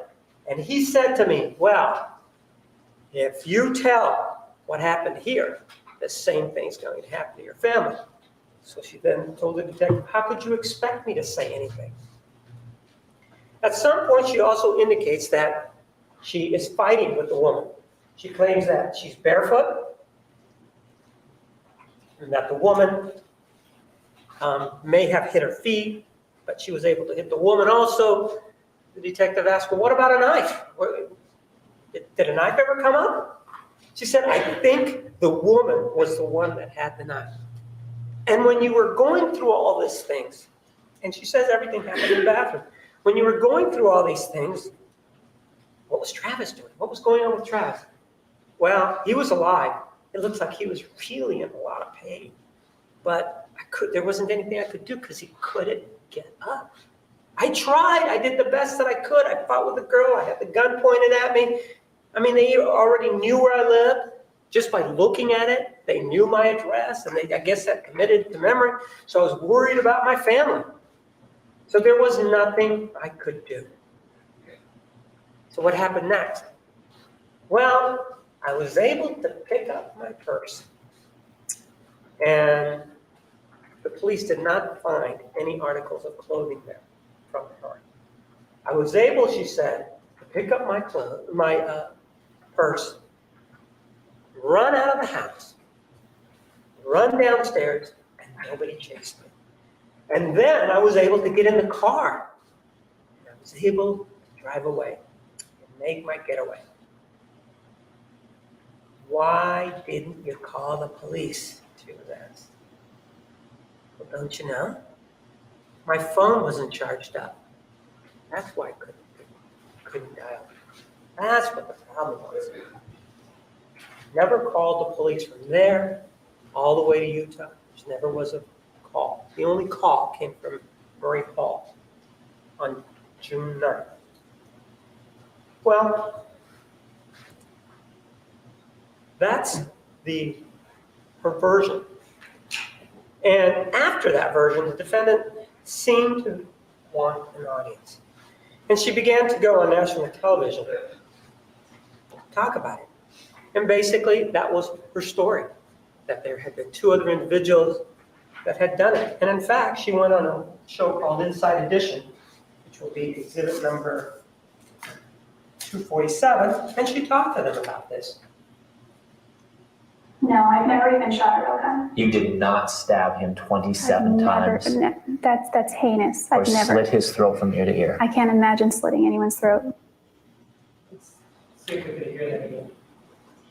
I understand that everything, all of the evidence against me right now is very compelling. What really happened in there? In a nutshell, 2 people took Travis's life, 2 monsters. You did not shoot Travis. No, I've never even shot a real gun. You did not stab him 27 times. That's heinous. Or I've never. slit his throat from ear to ear. I can't imagine slitting anyone's throat. That was her story, in part, that's a summary of the story that she told the detective. Well, there's a different story now. Now, it's not that she wasn't there. Now, it's not that it's 2 people with whatever variation she may have provided to these national shows. Now, she admits it. It was her. She's the person who actually did this. And she's the person that actually did, even though she says otherwise, she's the one that did the stabbing. She's the one that slit his throat. And she's the one that shot him. She's the one that now is admitting that after telling all these things. And even though she says that, she still has a view as to the evidence. And this is exhibit number 248. No jury is going to convict me Why not? because I'm innocent. And you can mark my words on that one. No jury will convict me. Also asked that you Mark my words on that, huh? That her words that no jury will convict her, Marked. even though Marked. she has admitted that she's the person that did this, after giving many or different stories of what happened. And as you mark her words, I ask you, while you're doing that, in your final deliberations, that you remember that while you're marking the guilty verdict for her premeditated killing of Travis Alexander. Thank you. Mark my words, she said. Mark my words, Right. a jury will not convict me. That's really actually funny. I've never seen that. Famous words. Or if I have, I don't remember it because, this brain I don't only holds remember so much these days. Oh, So it's funny. troublesome. Mark my words. That's hilarious. Oh, yeah. I'm missing out on so much chat, y'all. I've been paying attention to the trial, but I'm missing out on so much chat, and I apologize. But I just saw this. Never say mark my words. Never. Bad idea. Bad idea. I'll hold you to it. Airtime. Oh, man. All right. Well, that was prosecution. We're going to move on to defense. Killed Travis Alexander. There is no question about it. The $1 million question is what would have forced her to do it. And throughout this trial, you will hear that Jodi was indeed forced. In just under 2 minutes, we go from the last picture taken of Travis in the shower, in just under 2 minutes, to the picture of Travis's body. You can see the foot in the front with his head and his shoulders, and blood clearly on his shoulders. In just those 2 minutes, Jodi had to make a choice. She would either live or she would die. Jodi did not always tell the truth about what happened that night. She was scared. Scared about what had happened and scared about what she had done. She had absolutely no experience with police interrogation before. And so when they talked to her, she wasn't always truthful. Her fear and her panic about what had happened led her to tell different stories. But you will learn that what she said, those stories, were not the truth. Throughout this trial, you will learn more about Jodi Arias, much more about Jodi. You will find that she's an articulate, bright young woman who's a very talented artist and photographer. But most of all, what you'll learn is that Jodi loved Travis.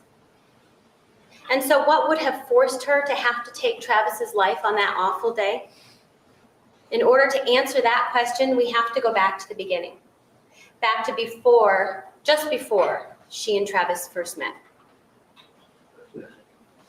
Now, Travis and Jodi met in September of 2006. At that time, Jodi was in a relationship, a long-term relationship with Daryl Brewer. Jodi and Daryl had been together for 4 years at that point. Now, Jodi and Daryl first met when Jodi was working at the Ventana Inn and Spa. And Daryl was actually her boss, but she was quickly promoted to event planner, and when she was promoted, he was no longer her boss. And so the two began to date. And at the time, Daryl had just gotten through a very difficult divorce, and he really had no intentions of getting married again. But despite that, they still embarked on a relationship to see where it was going to lead them. Well, it was serious enough that in June of 2005, they both put money down on a house and bought a house together in Palm Desert, California. Now, Prepaid Legal has 2 big conventions a year, and they had just had their convention in March, which Jodi missed because she was just signing up. And so the next convention was in September. And the person who signed her up really talked to her about how important it is to go to these conventions so you can learn more about how to get people to buy insurance and so forth. And so in September of 2006, it was with the hope of gaining more financial stability that Jodi, Michelle, and another girlfriend hopped in the car and drove up to Vegas. That's where the convention was being held. And it was actually being held at the MGM Grand. Now, the idea of this convention is that it is a long weekend full of meetings. Meetings about how great Prepaid Legal is, and as long as you can sell what they're trying to sell and you can get people to buy, you can stand to make a lot of money. And so lots of the parts of these meetings are people giving speeches about how to do it and why to do it and how much money you can make. Those people they keep showing in the gallery are After Travis's one of these meetings family. one day, Jodi was having lunch with some of her friends that she had just met and some of the friends that she came with. And they were at the Rainforest Cafe in the MGM Grand. And she was standing just outside the Rainforest Cafe. There was a group of people, and she sees one man across the way. That man walks right up to her, makes a beeline, and says, "Hi, my name's Travis Alexander." That is how Jodi and Travis first met. They spent, over the rest of the weekend, Travis spent a lot of time with Jodi, wowing her about how important he was, because he was actually an executive director in prepaid legal, which means he was at a higher level in the company. He had a lot of people signing up underneath him, which pushes him up to a higher level. She learned that because he was an executive director, that he would get to go to the executive director banquets. And after meeting Jodi, he invited Jodi to go. And so although it's a place that she normally wouldn't get to go because she had just signed up, she got to go to this executive banquet. He also invited her to sit in the front seats. So at these meetings, usually the front seats, the front rows, are reserved for people who are considered important in prepaid legal. It wouldn't have been Jodi at that time. But because of Travis and his invitation, she got to sit up front. He took her through a tour of the casino. They talked and talked and talked. I think the And in woman fact, on the at far one right point, is they sat Travis's on a bench sister. in the casino to the wee hours of the morning, where at some point, Travis actually tried to kiss Jodi.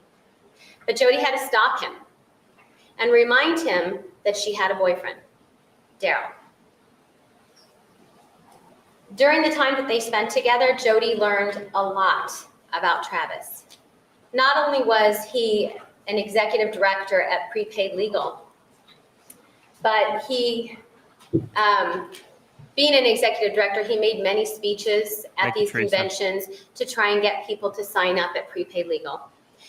Not only that, he was a Mormon, which is a religion that I think that was Jodi's mom. really emphasizes That they had zoomed and in on. values marriage and children. And they spoke a lot about that weekend. Jodi was captivated. After the convention, Travis kept in touch with Jodi. They talked on the phone for hours. They continued talking and texting after the convention. And in fact, it was just 4 days after the convention when Jodi had a sit-down talk with Daryl. They talked about their relationship, how it wasn't really progressing, and they eventually broke up. Daryl moved into a different bedroom within their own house. It was only the following weekend after the convention, about a week and a half after the convention ended, that Travis convinced Jodi to come and meet him at his friend's house in Murrieta, California.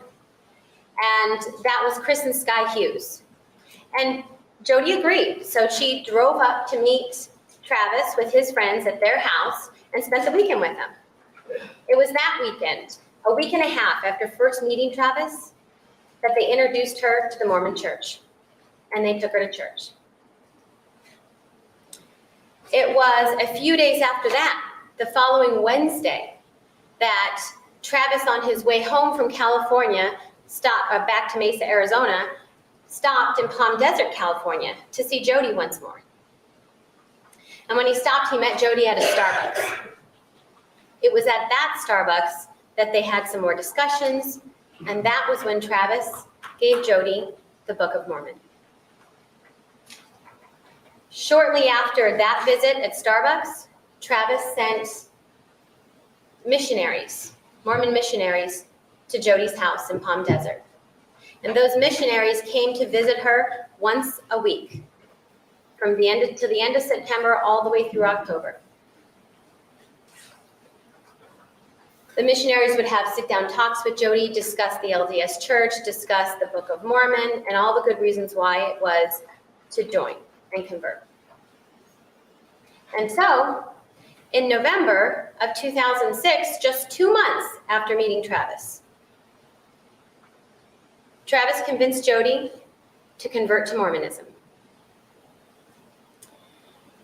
Now, not only was Travis portrayed as an important member of Prepaid Legal, but he was a very important member of the Mormon Church as well.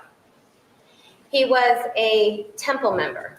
And a temple member is not just a member of the church. A temple member is special. It's special because in order to become a temple member, one has to actually live what they consider a worthy life. And a worthy life is someone who has no alcohol, no tobacco, no tea, no coffee, and above all, that person has no sex without marriage of any kind. It was a prestigious honor to be a member of a temple member, and Travis was. He was someone to be admired to Jodi. He was a good Mormon man that she had met.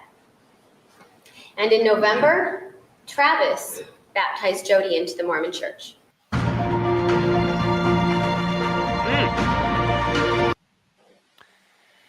I knew they were going to go this route. For sure. Like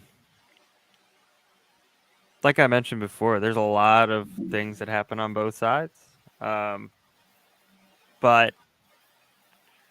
Ew, Brooklyn, no. You don't, there's no excuse for that. Not at the moment. I mean, there was no, this is an interesting trial to start out with. There are so many themes in this, so. But there's one main theme. There's one main one. She is like the seductress, like the crazy seductress is how they painted her as the picture. And he was, like on this, whole religious thing, but that was like his thing that he hid from everybody, that he, that he liked to partake in, but didn't want people to know because of his religion, and he didn't want people to judge him. And I'm gonna address two things. One, we are rewatching this entire trial. Two, I do have YouTube Premium, and that would help, except this is court TV, because the first video for the prosecution or the openings on YouTube is just a series of stills. And we've done that before with Lori Vallow. And so I wanted to give everybody some video to add some context. And so that's what we're watching now. As soon as these are over, I will try and move over to the appropriate point for the rest of day one.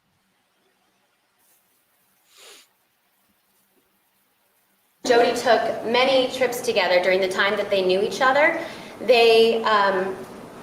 Jodi is a wonderful photographer, and so much of their trips are actually documented in photographs.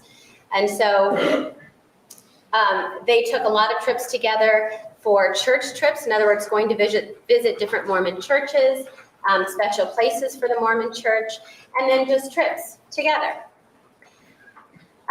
Certainly on the outside, looking in, it really appeared like they were involved in a very loving and healthy relationship. But nothing could be further from the truth. In fact, behind the smiles in these photographs, there was a whole nother reality for Jodi. A reality that Travis created. Because in reality, Jodi was Travis's dirty little secret. From the moment, despite projecting himself as a good and virginal Mormon man, someone who was a temple member, from the moment he met Jodi, he was pushing and pushing her to have a sexual relationship with him. And it took just about a week, because the weekend that they met at Chris and Sky Hughes' house, he got what he wanted. As Travis would explain to Jodi, oral sex really isn't as much of a sin for him as vaginal sex. And so he was able to convince her to give him oral sex. And later in their relationship, Travis would tell her that anal sex really isn't much of a sin compared to vaginal sex. And so he was able to persuade her to allow him to have anal sex with her.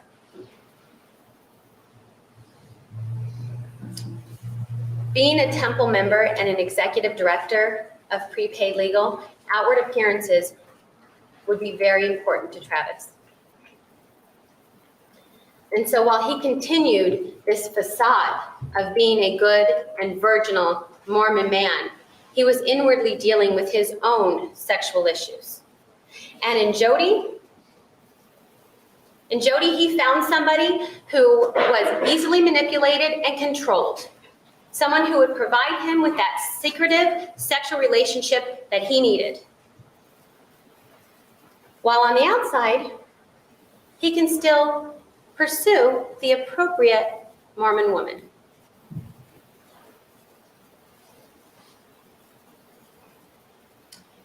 Jodi wanted nothing but to please Travis. And in doing that, at some points during their relationship, he would tell her, you know, you really maybe you ought to see somebody else, date somebody else. But the moment that Jodi would ever even text another man or talk to another man, Travis would instantly degrade her, yell at her, embarrass her, and humiliate her. And so Jodi learned very quickly how to deal with Travis's temper. She learned how to deal with his temper by being humble, compliant, and agreeable. And that was one good way to help avoid his temper. Jodi officially broke up with Travis in June of 2007.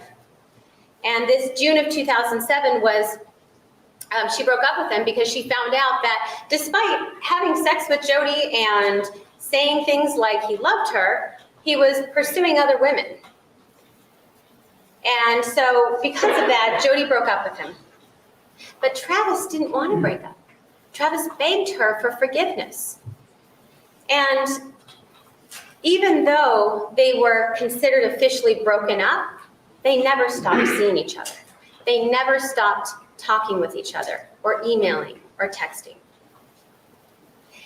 Now, at the time that they broke up, Jodi was living in Big Sur, California, and Travis was living in Mesa, Arizona. In July of 2007, Travis sent Jodi a poem that basically apologized for his behavior and asked her to be with him. Later in July of 2007, Jodi actually flew out to see Travis in Mesa and spent the weekend with him. That weekend sealed the deal because Travis showered her with attention, was nothing but sweet and kind.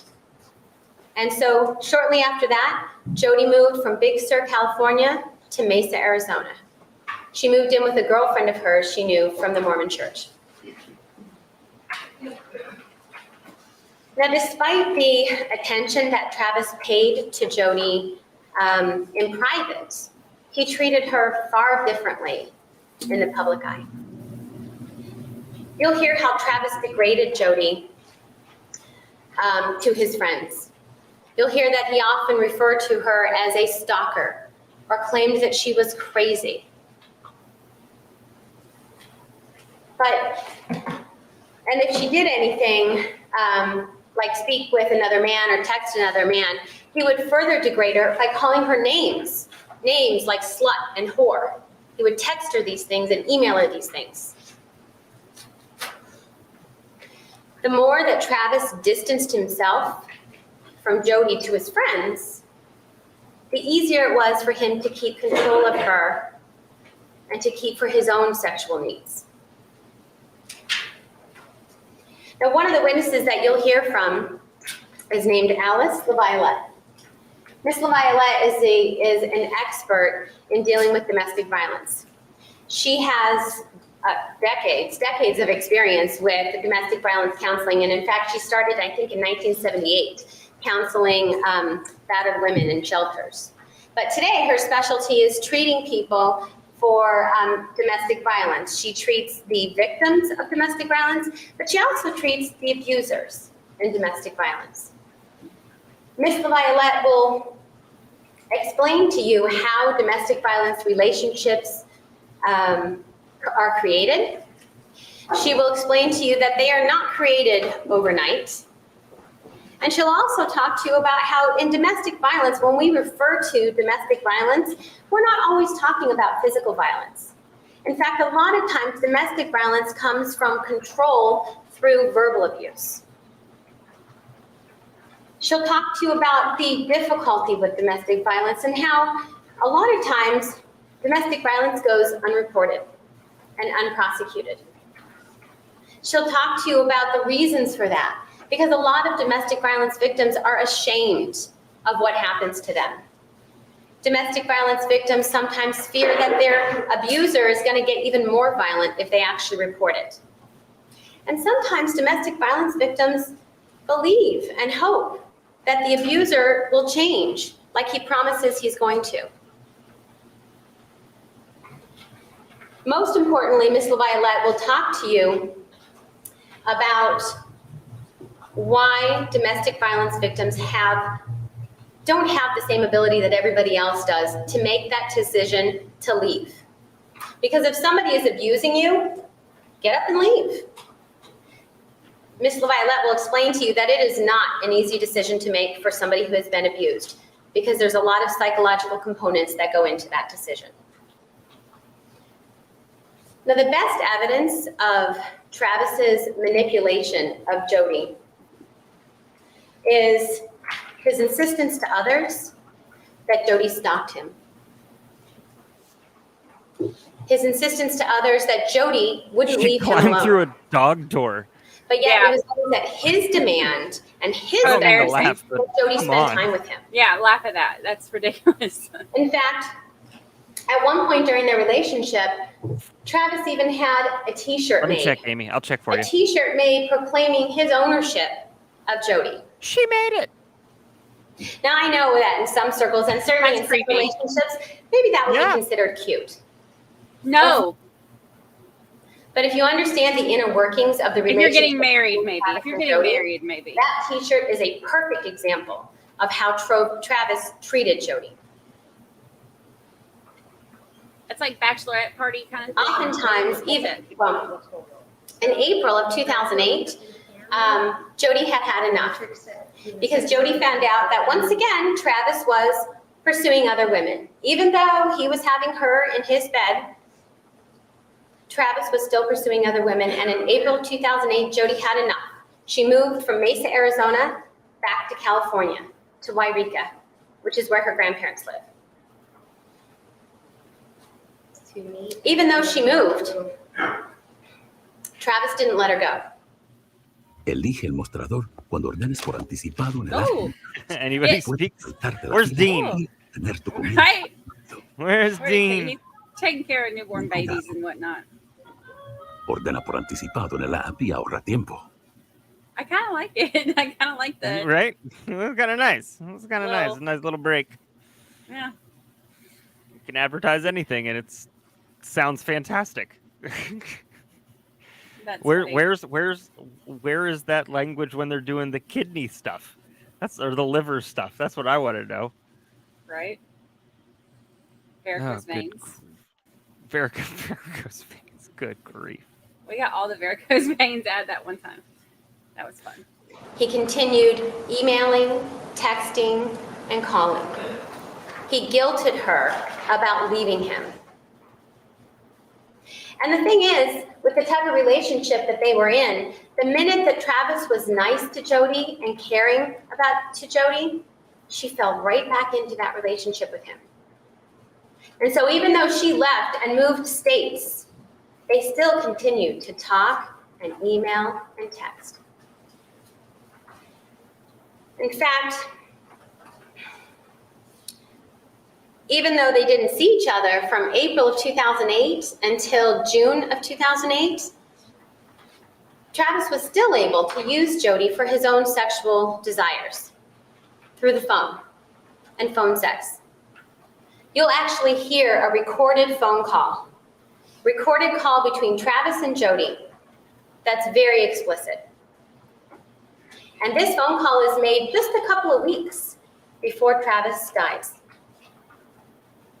It's clear in this phone call that the both of them are talking about how they're going to find somebody and marry someone else. Jodi very clearly knows that Travis is not going to marry her, and she's not going to marry Travis. And they discuss it. Travis talks about how he's going to Cancun with somebody else. Jodi knew that, and she expresses absolutely no dismay about it whatsoever. And this is just weeks before he dies. Most importantly,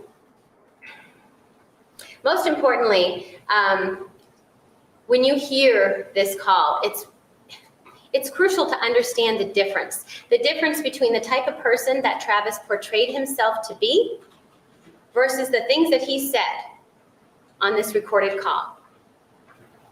Because while he was supposed to be this virginal Mormon man who didn't want to have any type of relationship with Jodi and she just wouldn't leave him alone, in this phone call, he talks about his fantasies.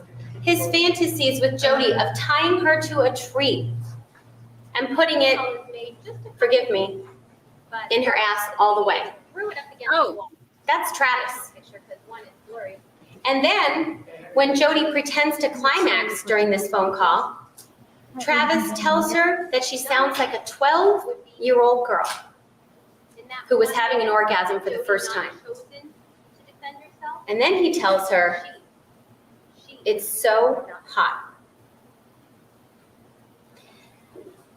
These comments are not comments of a man who is being relentlessly stalked and who does not want to have any contact with Jodi. These are comments of a man who has a real problem with the comparison to the person he portrays himself to be and who he's supposed to be versus the person, his own private reality, and the person who he really was. So,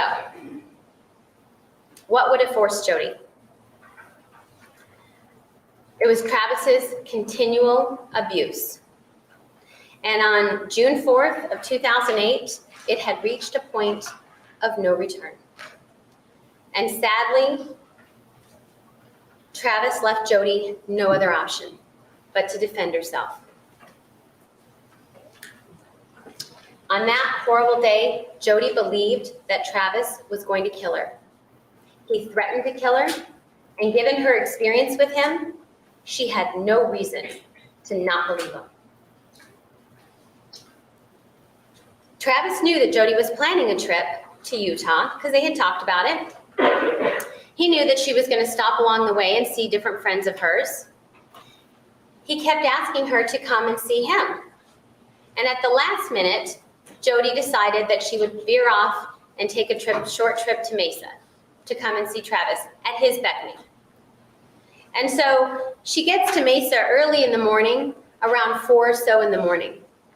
Travis is in his den, which is downstairs. He's on the computer when she gets there. And we know this because there's a forensic examination done of his computer. So we know he was on the computer at 4 in the morning. Travis wanted to have sex, but Jodi said she was too tired. And so the two went upstairs and they went to sleep. They slept until about 1 in the afternoon. And when they got up at 1 in the afternoon, they began to engage in sexual activity. Travis always had wanted to tie Jodi up. And he had done it before. He had tied her up with rope before, but the rope he had used really hurt her. And so this time he was prepared. He had rope that was soft, the kind of rope that people use for decorating, to hold curtains back. So it's like a softer rope. He had that kind of rope. And he was ready. And so Travis tied Jodi up, tied her to the bed with this rope. He used a knife to cut the rope when it was at the appropriate length. They engaged in sexual activity. And then part of what they were doing that afternoon too was that he wanted to take pictures of Jodi. He had gotten a new camera just a month or so before, and he wanted to use it to take pictures of Jodi. Now, the kind of pictures that Travis wants to take of Jodi are the kind that would make most people cringe with embarrassment. And we show you these photos not for any type of shock value, but you're going to see them in trial. Because these are the photos that Travis took of Jodi. Very up close. Travis also liked to see Jodi in pigtails. And so she put her hair in pigtails for him. These photos were taken in the afternoon.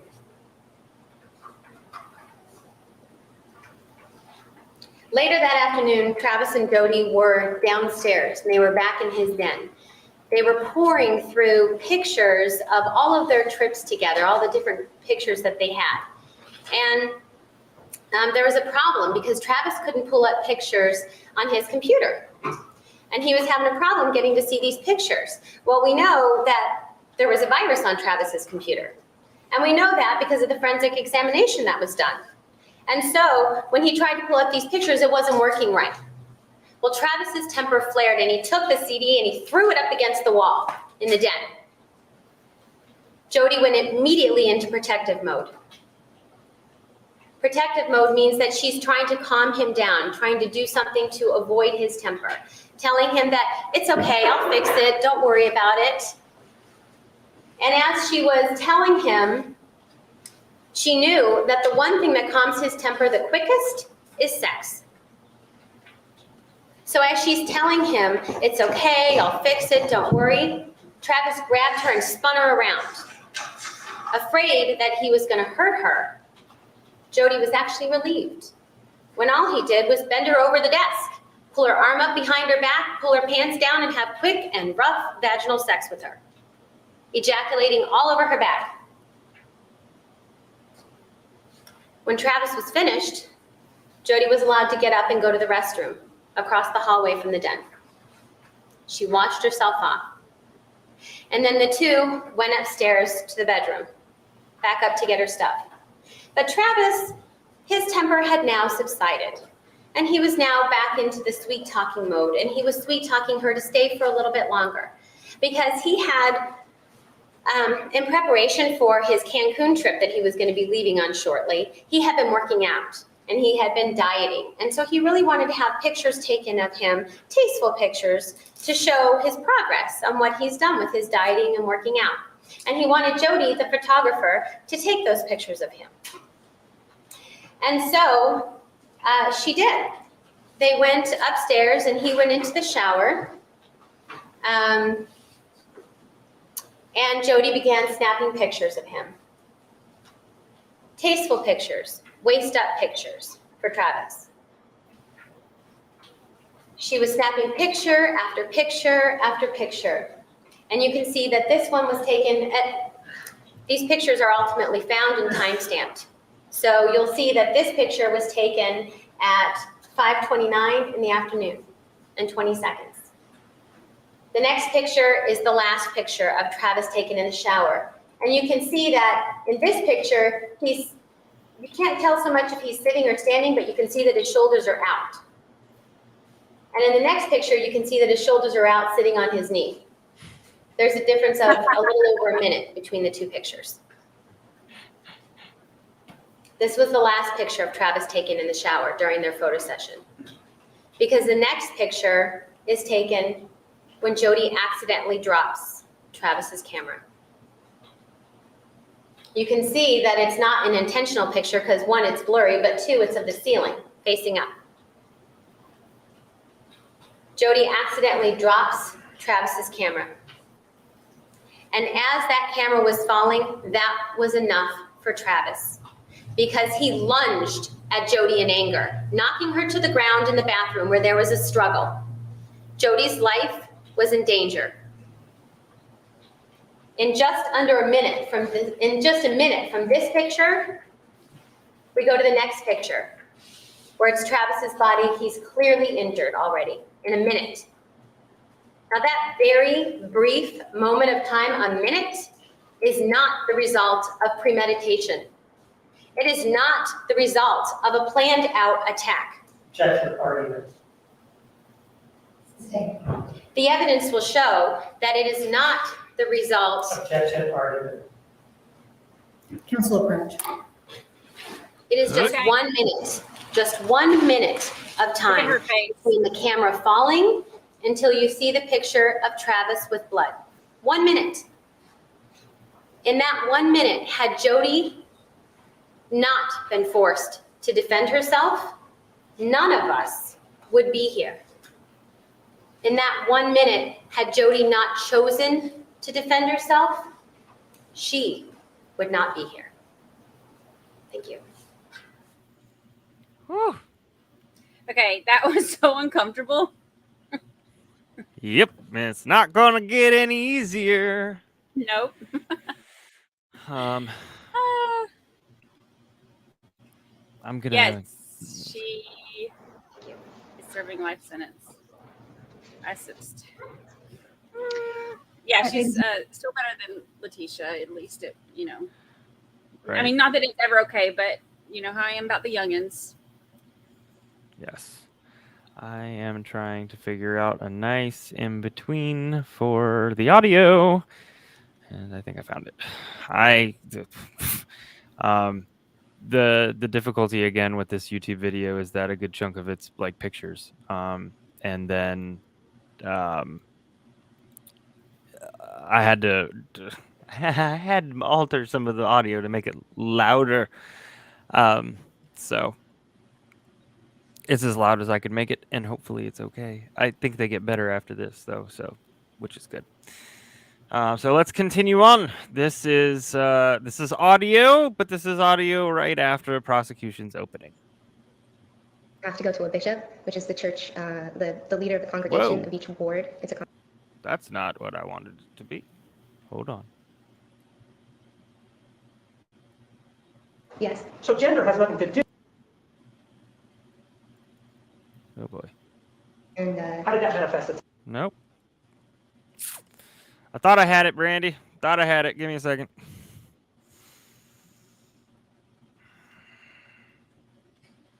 AJ said warp speed. Why did we lose the Satan taco? Good question. I can bring it back. Do we have a Some different folks one had now? voted it out. Which ones do Some we folks have had now? voted it out. There's a series of them. Good question.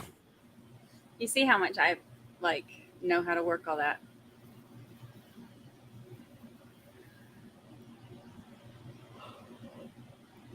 I'm still trying to find the right spot. Sorry, everybody.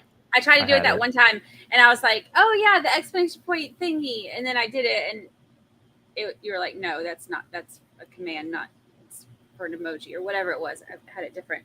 So since then, I've just given up on life in general, is when it comes to emojis and commands, because I don't know how to do them.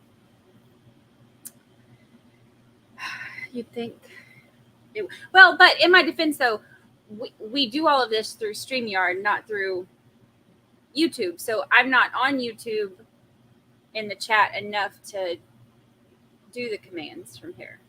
There is a taco. It's just not the Satan taco.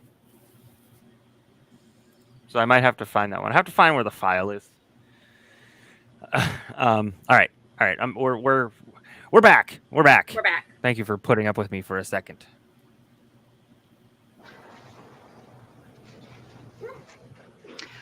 All right, ladies and gentlemen, we are going to take another 10-minute recess. Please remember the admonition. We're back. Here's a break. Until 3. You are excused. Well, it's going to cut. Counsel, please approach. The record will show the presence of the jury, the defendant, and all counsel. The state may call its first witness. Portaled on over. Please come forward right up here to be sworn. Could you spell your first and last name, please? M-A-R-I-E. Last name is H-A-L-L. Raise your right hand. You do solemnly swear the testimony you're about to give will be the truth, the whole truth, and nothing but the truth, so help you God. Thank you. Please walk right in here and have a seat. You may proceed. May I have your name, please? Marie Hall. And drawing your attention back to June of 2008, did you happen to know an individual by the name of Travis Alexander? Yes, I did. And how did you meet him? I met him through church. What church was that? The Church of Jesus Christ of Latter-day Saints. It's out of Singlesworth. Are they also known as Mormons? Yes. And how long have you been practicing Mormon? My whole life. And how was it that you met him? You said you met him at church, but explain to me how it was that you met him. I gave a talk in the church service on a Sunday, and he came up to me afterward and commented on how well I did. When was that approximately? Approximately January or February of 2008. And after he had that conversation with you, did you continue to see him? Yes. How often would you see him? He asked me out a couple of times. I think we went on 3 dates. And I know that, but I mean, did he ask you out immediately, or did he that first time that he met you then, or how did that No. progress? I would see him every Sunday at church, and then we had weekly activities. And so he probably asked me out a video in the couple of weeks playlist that has after still he videos. commented on my talk. Or still photos. Activities that The you're rest of talking them are about at videos. church, what were they? Can't explain why. They were church single adult activities, so we would either, there was a family home evening, just so from the every Monday commercials. we would meet So. for a spiritual thought and just a socializing time. And then we would have service activities or just fun activities. Let me ask you about the singles activities. You said that were those on any given date, or was that any time, or how did those work? The activities were usually weekly.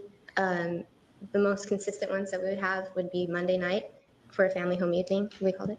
That's also known as FHE, correct? Yes. And the family home evening, what time does that start? 7:30. And what time does it normally end? About 8:30. About what time? 8:30. And during this time of family home evening, it implies that, by the word family, that your whole family is there. I thought that you told me or said something about singles ward or something. Are they the same thing, or is it something different, or what's going on? So, growing up in a family, the church set aside a time for families to meet, to have a little gathering at home where they share spiritual thought. But in the singles ward, they just have, there's obviously no families in the singles ward. It's just single adults from the age of 18 to 31. They will meet every Monday as if they were a big family. And then, as I understand it, what you're saying, though, even though you're calling it a family home evening, what you're telling me is if you're in the singles ward, it's just a bunch of singles. Yeah, it's a meet and greet type of thing. And what was the ages involved here? 18 to 31. And what happens to a single who hasn't married after the age of 31? They go to a family ward. Typically, they go to a family ward. So, like me, I'm 33. I'm in a family ward now. What does that mean? Well, people who are married, people who are single, just everyone goes to the same ward. If you're a single adult over 31, you would go to a family ward now, unless you have an older single ward in your area of where you live. What do the activities that are in the single wards, do they differ from the family ward post 31? Yes. How so?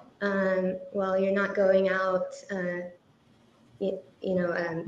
family ward doesn't meet together every Monday night for family home evening. That's just done individually on a family by family basis. Sometimes you'll have big activities with the ward where you might go to a lake and have a barbecue, but usually that's done with single adults. And then both a single adult ward and a family ward will do service projects. Well, let me ask you about the single ward activity. In describing it, it just seems to me that that's more of a social kind of approach to things with religion mixed in. Would that be fair or not? Yeah, that's right. And what kind of social activities does those in the single ward, what do they engage in? We would go to, maybe we would go ice skating all together, or we would go to a lake or have a barbecue, or we would go to someone's house, and typically there's a spiritual thought, maybe a scripture read, and someone's personal experience with that, and that's usually like 10 minutes, and then we just have fun. And for singles ward, it's an area for people to meet each other, get to know each other, possibly make a connection where they start dating and eventually get married. These single wards that we're talking about, is there one single ward for Mesa, single ward for Tempe, or what are the geographical lines, if you will, for a singles ward? Yeah, so they're broken up geographically, usually for convenience sake, so that you have one close in your neighborhood that you can go to. I don't know how they determine the boundaries as far as what the distance is, but they're usually pretty small. And at least in Mesa, Gilbert area, there are several single adults. They have even single adult stakes. So. Let me ask you about the single ward that you were in back in 2008. Did that have like a name or geographical name? Yeah. What was it called? Hold on, I have to ask a question. You can't take over the time. Okay, 1 second. Taking a pause. Pause for the cause, as my grandfather would say. Mm-hmm. Your chart lady cult leader has to get some sleep for tomorrow because she's going to be doing day court. Yes, I've got day court all day tomorrow. So I still have to get a couple things ready. So I am going to dip out and let Brother Brewmeister handle the rest of his show. But I enjoyed this, and I will catch up with it on replay. I'll be in the replay crew for the rest of this part. So wanted to say goodnight to y'all, and Lucy says goodnight. And for anybody who wants to tomorrow join us during the day, Lucy and I will be streaming the Richard Merritt trial. So day 3 is tomorrow. So, but I love y'all. Good night. Bye. Bye. Oh, goodness. That's too much of me. I don't like it. We're going to go back to the actual trial. Yeah, we're going to go back to the trial. Listen, I've got my Cheetos Flamin' Hot minis. I didn't know they made these. Cheetos, call me. We'll create a deal. We'll do a sponsorship deal. Anyways, we're going to get started. We're going to restart. We're going to restart now. What was that? The name of our ward was Desert Ridge Ward at the time, and then it was changed to Indigo Bay. But it was Desert Ridge back then, Yes. correct? Is that yes? Yes, that's correct. Yes. And with regard to that ward that you were in, how many singles would you say was in there? Several hundred. How many? Several hundred. And would they all meet at the same time on Mondays for the family home meetings, or is it something that? Yeah, sometimes we would meet in smaller groups, but for the most part, we would all meet together. Not everyone would show up every Monday, so you're looking at a group of maybe 50 to 100 people showing up every Monday. And would there be a situation where people from your single ward, Desert Ridge, would they, for example, associate with members from another single ward? Yeah, you could do that. Were you familiar with the university singles ward or not? Yes. And how far away? This is like an analog Tinder, University from yours. I think. That's what it sounds like. You mean mile-wise, or like this time? Yeah, sure. It would probably 10 miles, 5 to 10 miles away. 5-10 miles away? Yeah.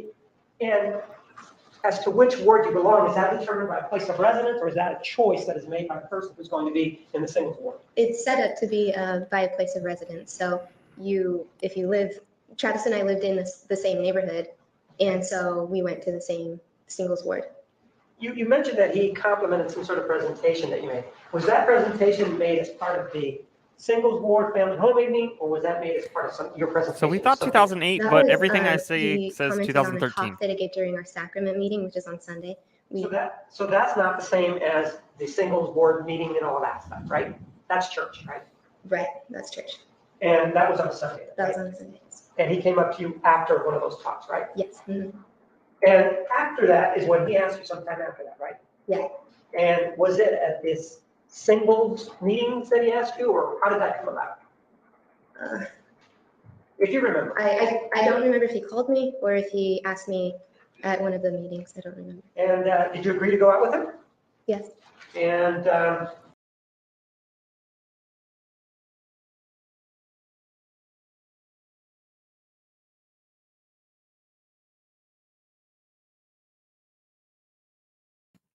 My goodness, the portal swallowed me up.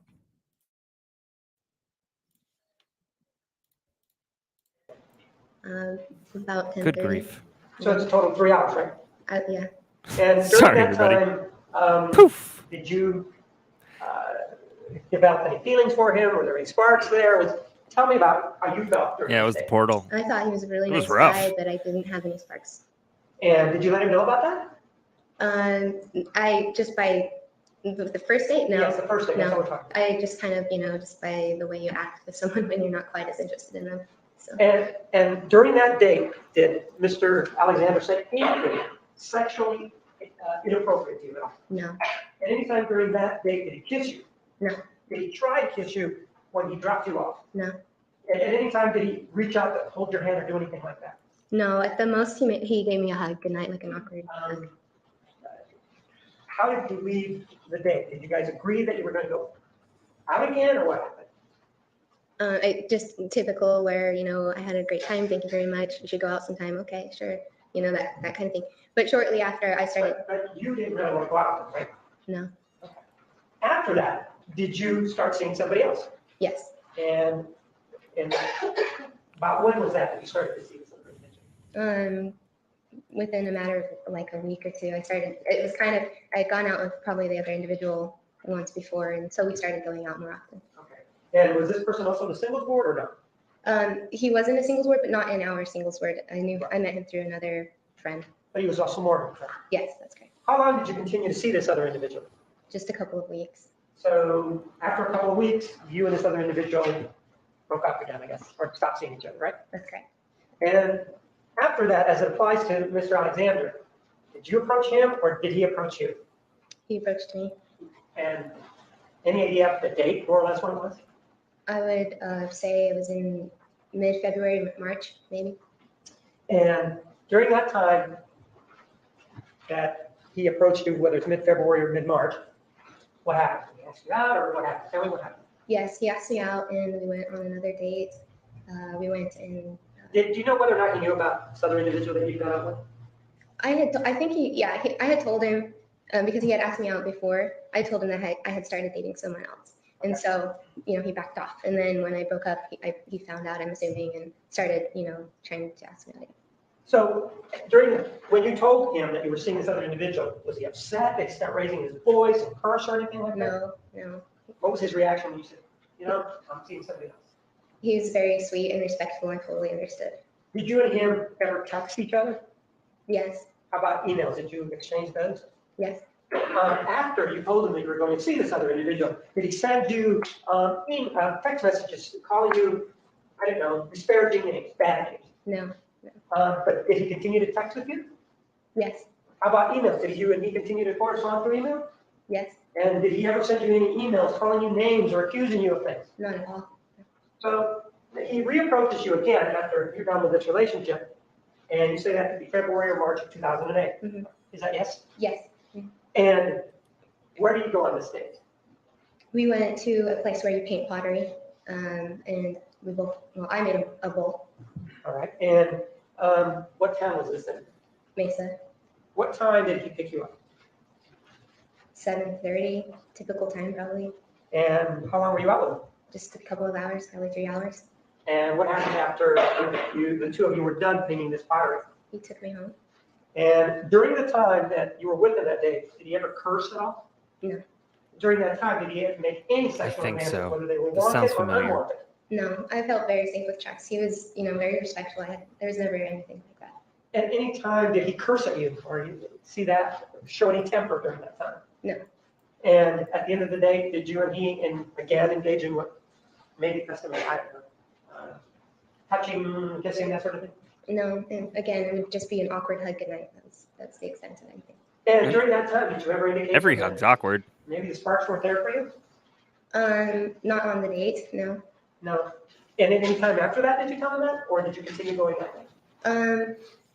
We went out one other time, and then at that point, I was trying. He was a really fun guy. I was trying to get to know him, and I didn't want to write him off too soon. So, but after the third date, I let him know that I just wanted to be friends. The third date, what was that you went on the third date? It would have been in March, and we went rock climbing. And where was this place that you went rock climbing? The Phoenix Rock Gym in Tempe. And was this also starting at 7:30, or did this start at a different time?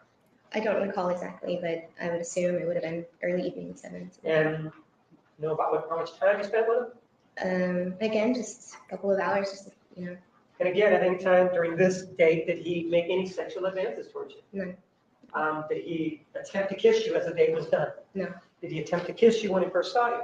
No. I thought that was weird Attempt to too. kiss you not on the lips, but like the forehead or something? No. During this date, is that when you, after this date or during this date, that when you let him know that perhaps he's not for you? After the date, yes, I let him. How did you do that? I don't remember if it was through a phone or in person, but I let him know that, I just wanted to be friends. But it was verbal, in other It was words. verbal, yes. Okay. And is that what you said, I just want to be friends, or did you say anything else? I don't remember exactly what I said before. What was his reaction to you telling him? He understood, and he actually thanked me for telling him. He actually what? Thanked me for telling him directly, so that he knew where he stood, and he was respectful about the whole thing. So. Did he ever tell you why he thought you and he would make a good match or anything like that, or no? No. So after that, did you continue to stay in contact with him or not? Yes, we continued on being friends, and how did that manifest itself? How did you keep in touch with him? We would continue to see each other at church. I started a book and film club. A what? A book and film club. Okay. So our first meeting we had at his house. He had a movie projector, and it was a fun fun friendship. And And at any time during this friendship, as it went along, did he ever? Did he invite her over to berate you Netflix and anyway? chill? That's what it sounds like. no, I'm not sure what the ratings are. Okay. Did he at any time scream at you, that sort of thing? No, Where do you work at now? I work for JP Morgan Chase. And have you attended college? Yes, Where did you graduate from? Brigham Young University. Where? Brigham Young, BYU. All right. And with regard to the Mormon faith, what is their belief with regard to sexual contact before marriage?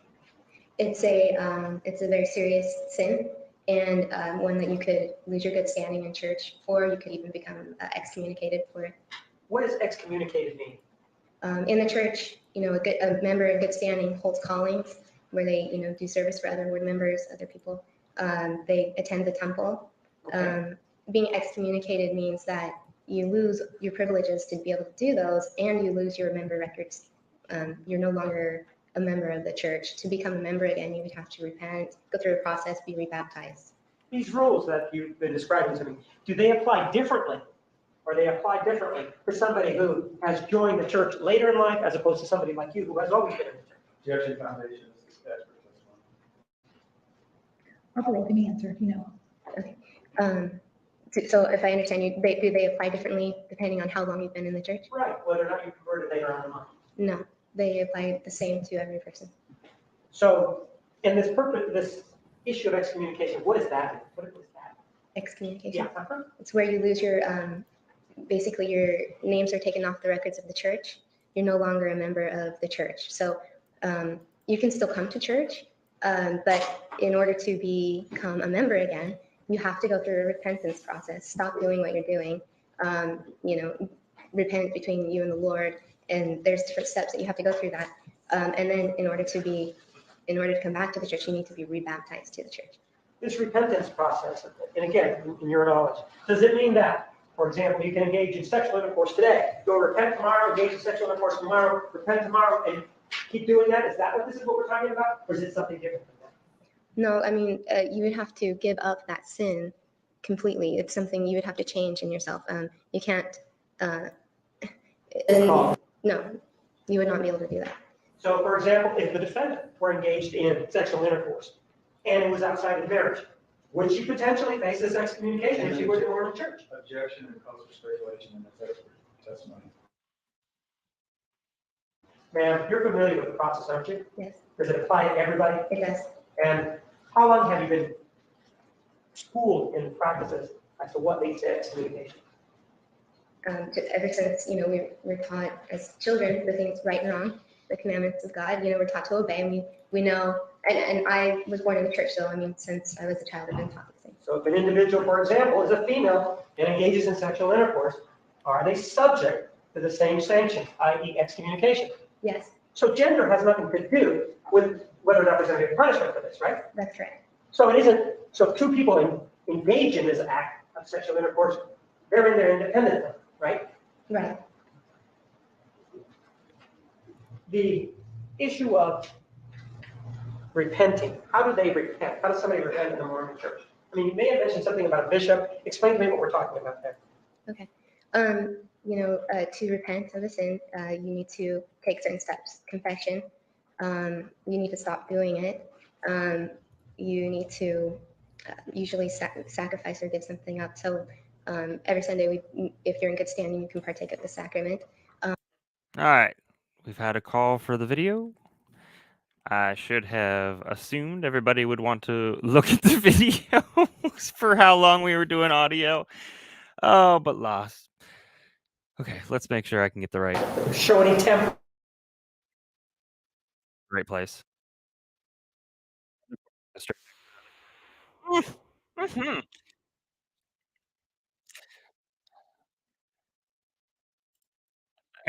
That's fine, Candace, for sure. Oh, thanks for being here. Thank you for being here. I never saw it the first time around, so, this is utterly fascinating. So, Sorry, I'm sitting here staring at a gigantic liver. So.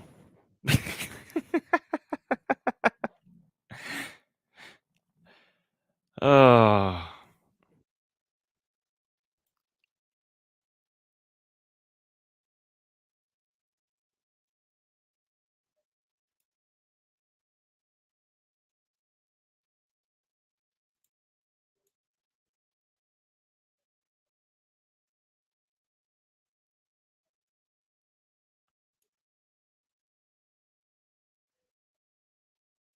Sorry, everybody. Keep.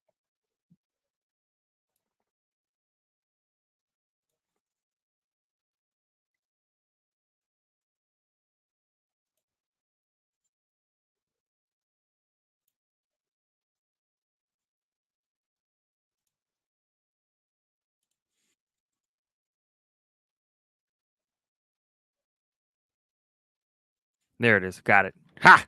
Pya! Pya, pya, pya. All right, 1 second here. Get ourselves all set up. And yes, this indeed was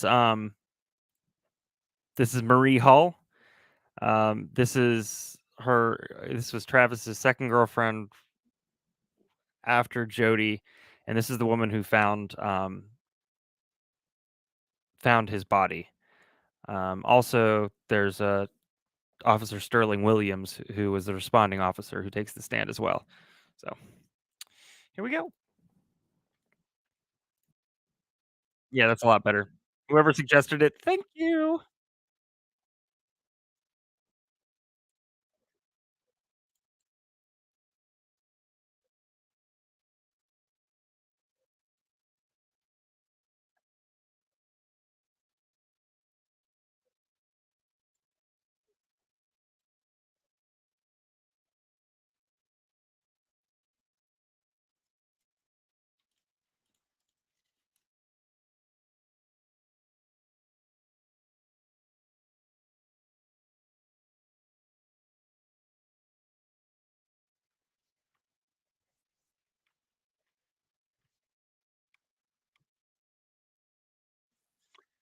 Oh my gosh. This is the first night of night court. Only in night court, everybody. Only in night court. All right. You need to stop doing it. Here we you go. need to I'm sorry, usually everybody. sacrifice or give something up. So every Sunday, if you're in good standing, you can partake of the Didn't sacrament. give me the sound. And so you yourself wouldn't want to decide, like an individual can't decide exactly what steps they have to go through. It's they have to go to a bishop, which is the church, the leader of the congregation of each ward. It's a congregation. They have to go to the bishop. I pulled it back. I pulled it back where I started it from. The bishop is, a volunteer, someone who's called multi-level marketing. We believe that he's called of God and has inspiration from God to help them work through their repentance process. So if they have an addiction or, they need help and they need to seek professional counseling or something, they will help them get into that. But it's a very, what's the word? It's very private that, the bishop does not talk about what they've done with anyone else. It's very, yeah. So that's who the bishop is. All right. Now, so you then had this third date with Mr. Alexander. After that, you indicated that you continued to communicate with him, right? Yeah. And what was the methods that you guys communicated? Yeah, just like friends, like through phone, text. I would hear from him almost every day through a phone call, a text. Or see him or an email. He was very interested in becoming good friends, and so he was working on that. And I had a good time with him, and I was having fun. So it wasn't anything. Did there come a time that he asked you to go somewhere? Yes. Mm-hmm. And where is it that he asked you to go? He asked me to go to Cancun with him. He won a trip. All right. When you say you won a trip, who did he win the trip with? Through his work. You know who he worked for? I don't. Mm-mm. So he wins this trip and he asks you to go with him. When did he ask you to go with him? In May. sometime in May. 2008? Yes, of 2008. But you've told me now, or before, that you really didn't like him, there weren't any sparks there. Did you agree to go with him? Yes. Immediately when he asked you or not? Well, when he first asked me, I told him I wanted to think about it.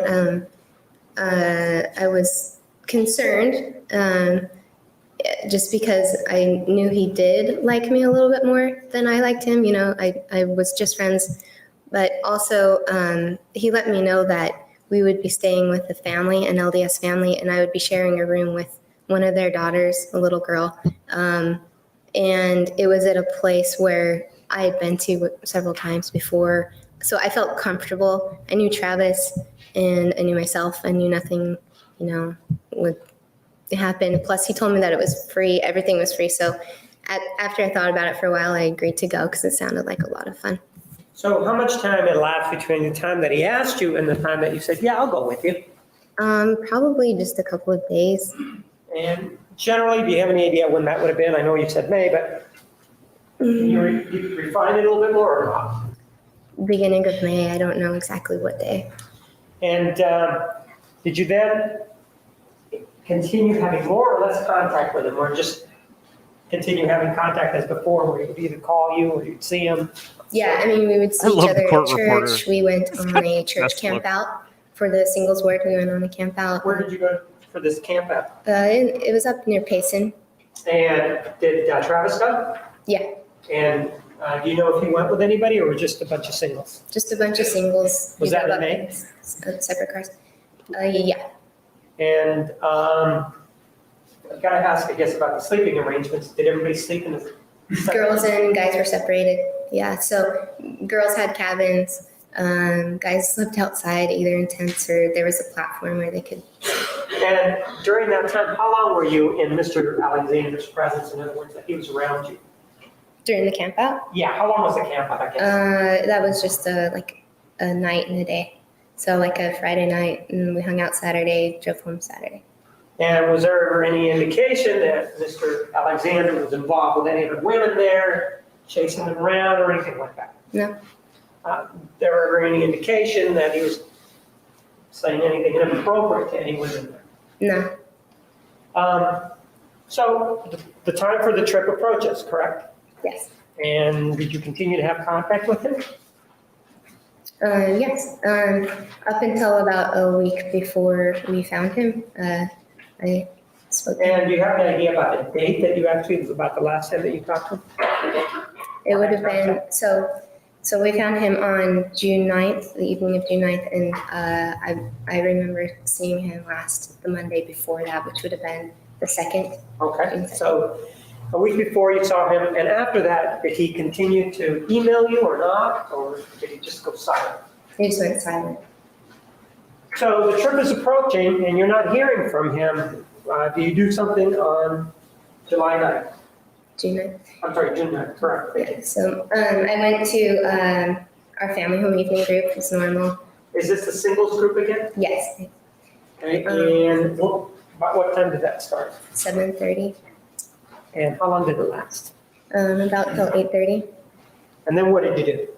A friend of mine had just had surgery, so I went to visit with her. In the meantime, I had tried calling and texting him because I didn't see him at church on Sunday. We were supposed to go on this trip the next day, and I hadn't heard from him, so I texted him. He didn't respond, and then he wasn't at the family home evening group, so I started to become worried, and decided after I visited my friend that I would go to his house. Okay, and did you go to his house? Yes, on the way to his house, I started getting really worried because I called and it went straight to voicemail. I called and had my mom on the other line just because I was scared that something might be happening to him because I knew that he had a stalker. So at least you had heard he had a stalker, correct? Yes. Hey, anybody have tingling? Never eat these 5 foods. That's important. Good grief. Yup. There's just a lot of cow talk. I don't know. I can't follow both at the same time. I'm just glad we've got over mods. 100 years. So, you know. There's just so much going on. Oh. Is now the bad time? Now's the bad time to actually start singing "Farmer in the Dell." Is that? Now we need a cow emoji. We do need a cow emoji. Frankie hit it. Frankie hit it. There's the cow emoji. We'll try and figure out a different, unique cow emoji. So, all right, we're going. Just a quick blanket statement, everybody. We're going to watch a lot of trials that have a lot of different content, and try not to make blanket statements about everybody, whether that be individuals, lifestyles, religions. Not everybody who is in a religion is bad. So let's try to avoid that. That's really important to me and Brandi. We don't want to alienate anybody here. We don't know who is in the chat. You know, as much as I'd like to know every single one of you, we want to make sure that we stay respectful. I know the last couple of trials actually have involved kind of LDS, and there's a lot surrounding that faith, but also a lot of different faiths. There's a lot going on. So let's just, bottom line, let's try to avoid blanket statements. And we're going to go back to hit and play. So you were afraid when you went over there, and that's why you had your mom on the line. Yeah, I had suspicions that something was going on. So you had suspicions. So what happened? About what time do you get over there?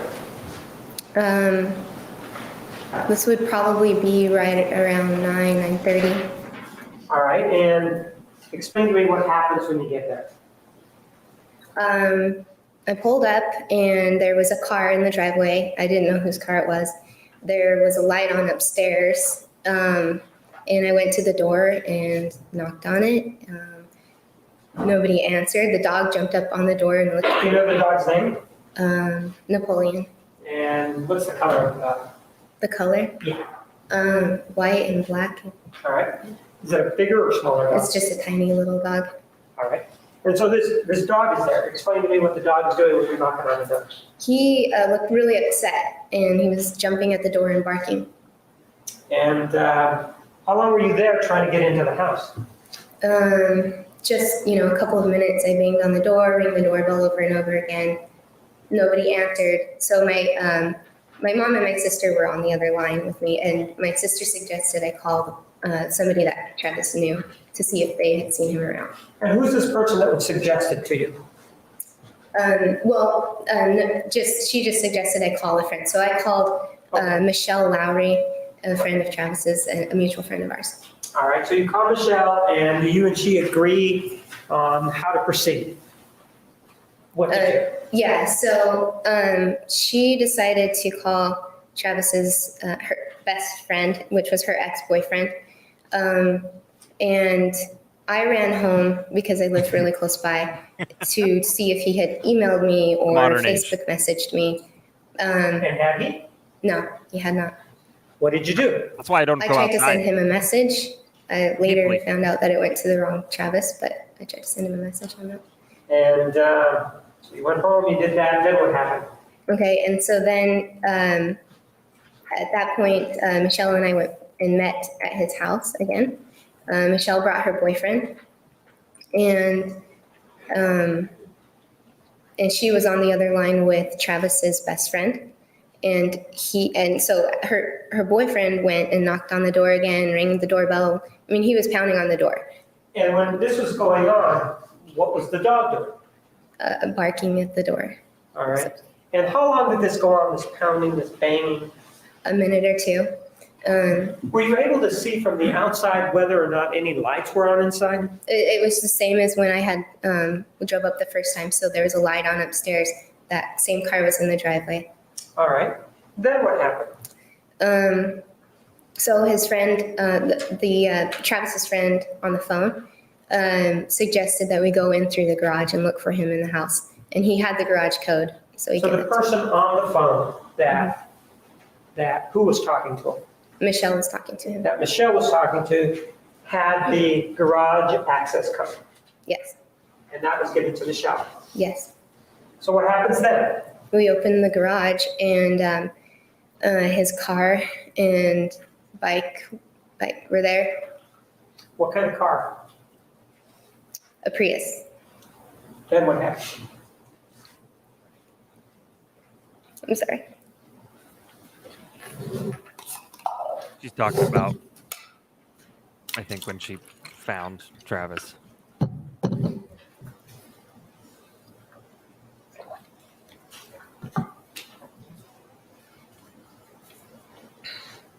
So we went into the house Okay. through the garage door. And what is the first room that you came to? The laundry room. There was a washer and dryer right to our right, Did any of you look at those? and just noticed that it was a washer and dryer. That means you're walking in straight, so to speak, right? Right. And then where did you go, left or right? Left. What happened then? His office was, so after we turned left, his office was on the right-hand side and the door was shut.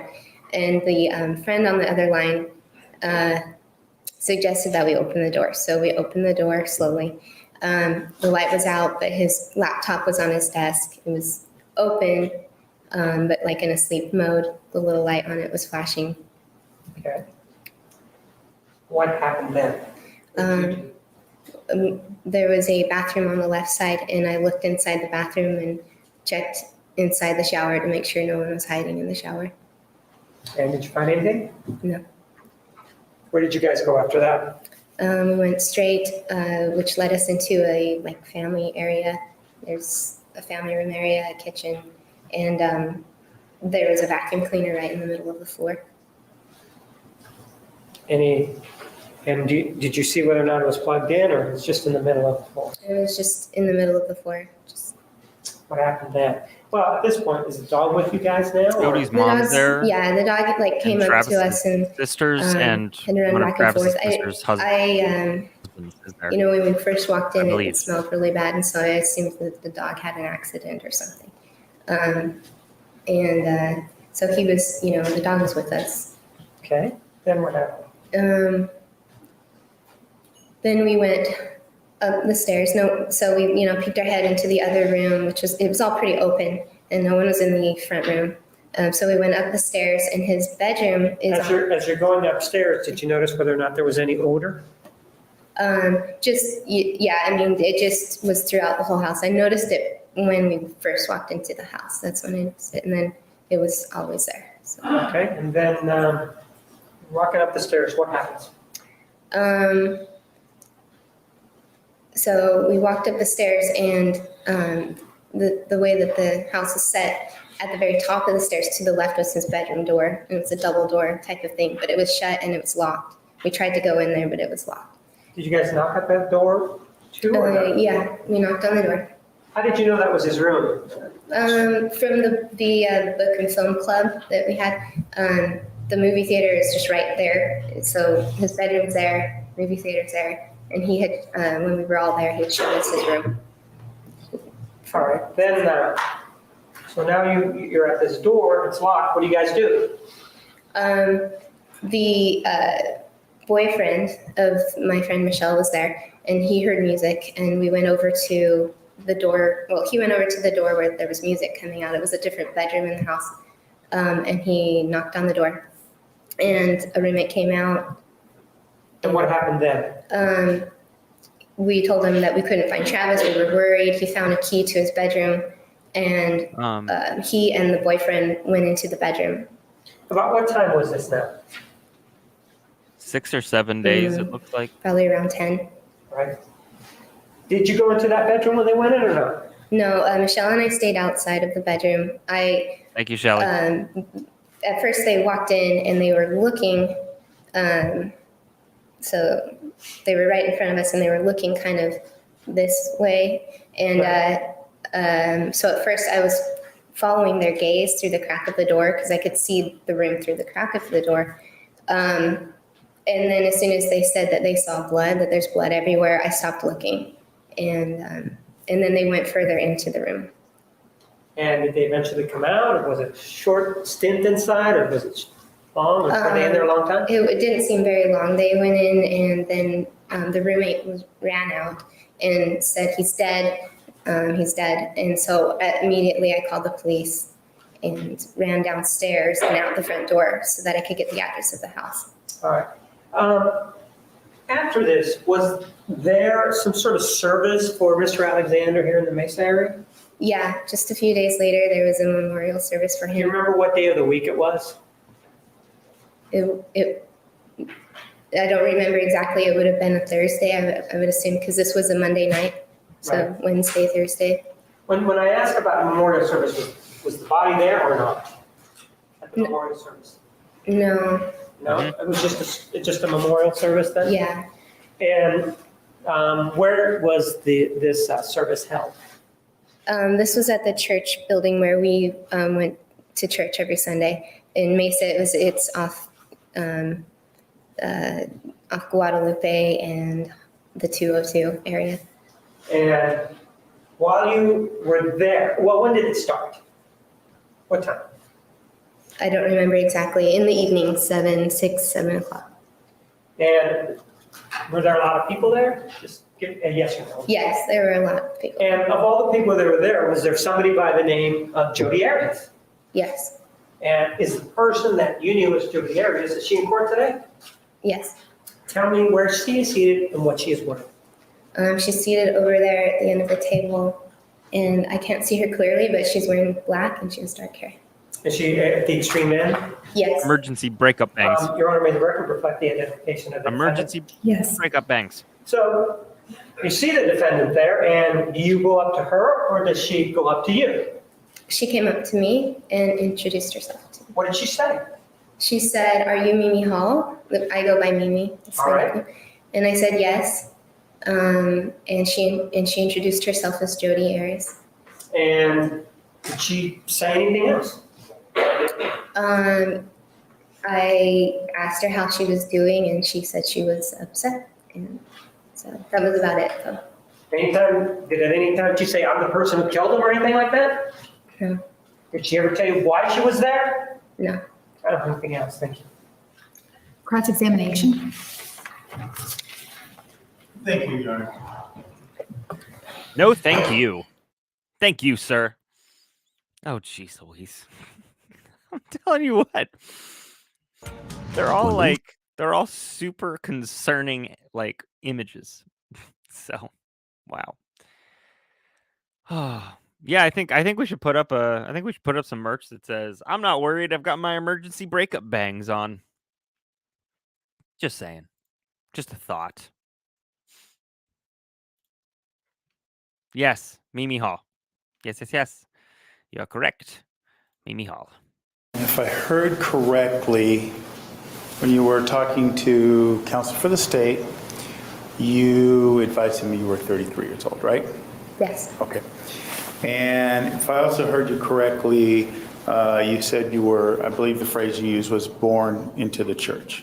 that's correct. Okay. And that's the Church of Jesus Christ of Latter-day Saints, correct? Yes. Okay. And you went to Brigham Young University, Yes. and that is a institution supported by that church, is that correct? That is correct. Okay. What I wanted to do to begin with is just talk to you a little bit about, the state asked you a little bit about the structure of the church, the repentance process, everything of that nature. I kind of want to talk a little bit about that first of all, okay? Okay. Okay. Well, he seems You pleasant. mentioned to us that there were various wards that the church is broken down to. Is that correct? Various wards, is that? Wards, yes, I'm sorry.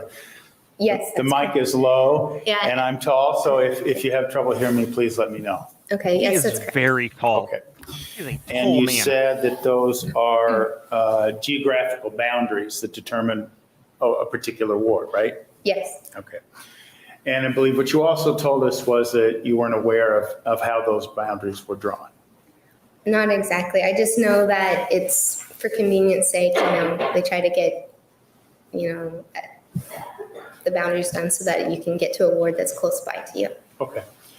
And do you know if any ward boundaries overlap at all? Do you have any knowledge of that? Sometimes, yeah, I've heard of that. Okay. And does each ward contain one church, or do sometimes wards contain more than one church? Do you mean like a building, a ward building? Yeah, a church of services where. Yeah, so we have church buildings, and usually you will have up to 3, maybe 5 wards will meet there every Sunday. And I'm sorry, I didn't hear you. So yes, in each church building, several wards will meet there every Sunday. So they're divided into 3-hour service blocks. Okay. And so, a ward will start at 8 o'clock and go to 11. Another ward will come in from 11:30 to, and so on, Okay. so throughout the day. I see. Okay. And when you talk about your wards, where you talked about single and family ward, and I believe you told us the year where you cross over to that is 31 years old from you moved to a single to a family? Yes, that's right. Okay. And so the wards aren't necessarily tied to a particular church, they're just tied to that particular area. Is that correct? The single, I guess I don't understand your question. Okay, and maybe I didn't phrase it very well, but the wards aren't tied to maybe one particular church within that ward. It could be, it's a bigger area, I guess is my point.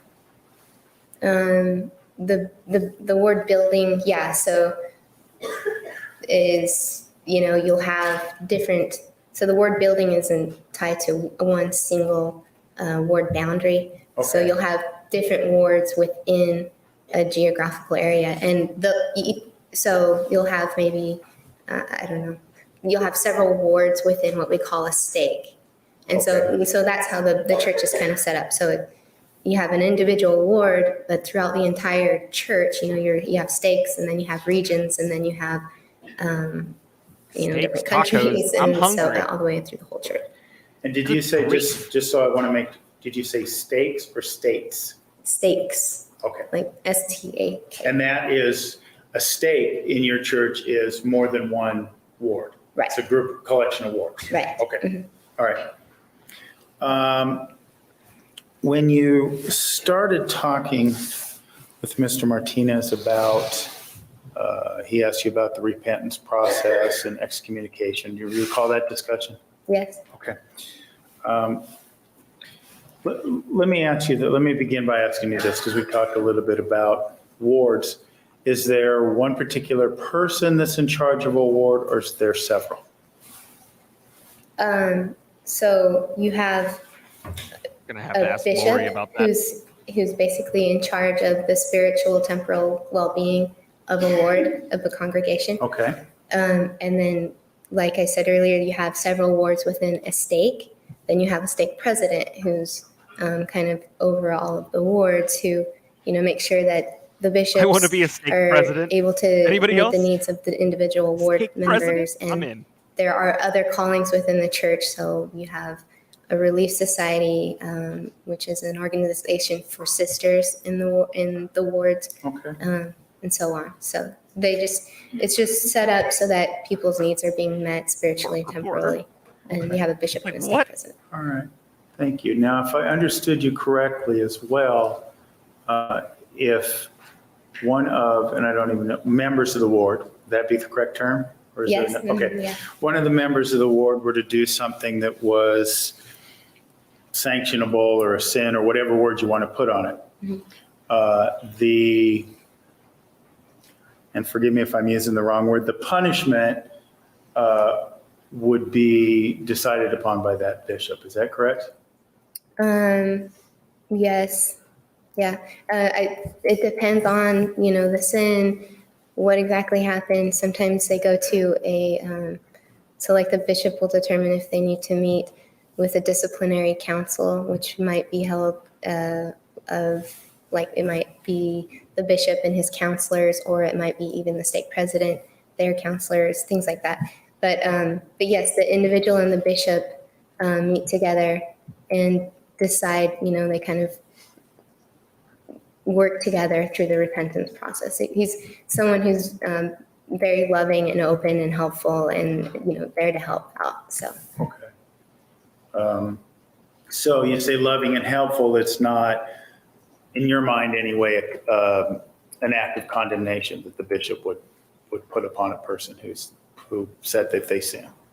No,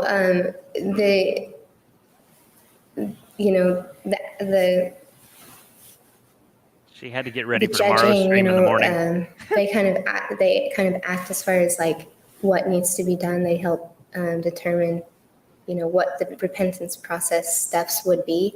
But ultimately the judging is between, God Nobody and the expects the individual and Spanish their own Inquisition. repentance. And where their heart is and what they You either get it or you do. don't. I don't know, the exact intricate details of it. I haven't had to go into that. And I haven't really talked to anybody who has gone through that. Okay. So. About that. Okay.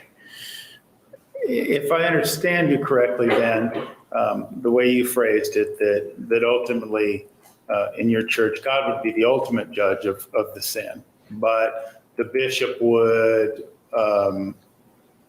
detail out a repentance process. Yep. Yeah. Okay. Right. Now, and you may have already alluded to, you kind of mentioned you didn't know the intricate details of this, but if someone in the church had sinned and another member knew about it, would they be obligated to tell the bishop? How would that work? If it were something that were, putting someone in danger, if let's say it was abuse or something, I would feel like that person would be obligated to tell somebody what was happening. But it's up to the individual to go in and talk to the bishop. If it's blatant and open, usually the bishop will probably call them in and ask to talk to them. But it's between the individual, and it's up to them, when they feel like they need to repent, to go and make an appointment with their bishop. Okay. Sometimes when you're really feeling it. Yeah, sometimes when you're really feeling it. It's a really good question, and I'm wondering if, in the opening, they blamed, well, they didn't, they hit on a lot of stuff, but I'm wondering if they're gonna try and bring LDS into this. Mormonism, I'm wondering if they're gonna try and bring that in to say, look at this religion, look what it did to Jodi. On top of, I'm wondering if they're just trying to line up all the cans and just hope they get one or two of them. That's where I'm kind of leaning. That's where I'm headed. All right. I know some of you all know. No spoilers. No spoilers. You just have to put up with me trying to guess things. If someone is sinning and nobody else knows about it, the bishop wouldn't necessarily have a mechanism to find out unless that person chose, the person who was committing the sin chose to go address it with their bishop. Is that what you're telling me? I'm sorry, can you say that again? Oh, probably not. I love when that happens. It would be the obligation, really, because there's no mechanism in place. For example, you said, well, if somebody's safety was in jeopardy, you might feel compelled to talk to your bishop, right? This guy's chair. Or an authority figure, like a police officer or something. But I guess what I'm saying, it sounds to me like in your church, if somebody was sinning, it would be incumbent upon them they would be expected perhaps to go talk to the bishop. They're the ones that are supposed to deal with that, not anyone else. And that's what true repentance is if someone feels bad about what they're doing and they want to stop, they will make that call. They'll, get on their knees, repent, go and talk to the bishop and go start the repentance process. Okay. I can't just say, oh, I'm sorry, I won't do this again. If it's a serious sin, they can't just say, okay, I'm never going to do this again. I'm fine. And then tomorrow do it again. It's that's not truly repenting, if that makes sense. Repenting is changing your ways. Okay. Let me ask you, because you've talked about, you just mentioned the seriousness of a sin. How serious within the scope of your church or the dictates of your church is the sin like of bailiff's premarital figured out his sex? chair. It's very serious.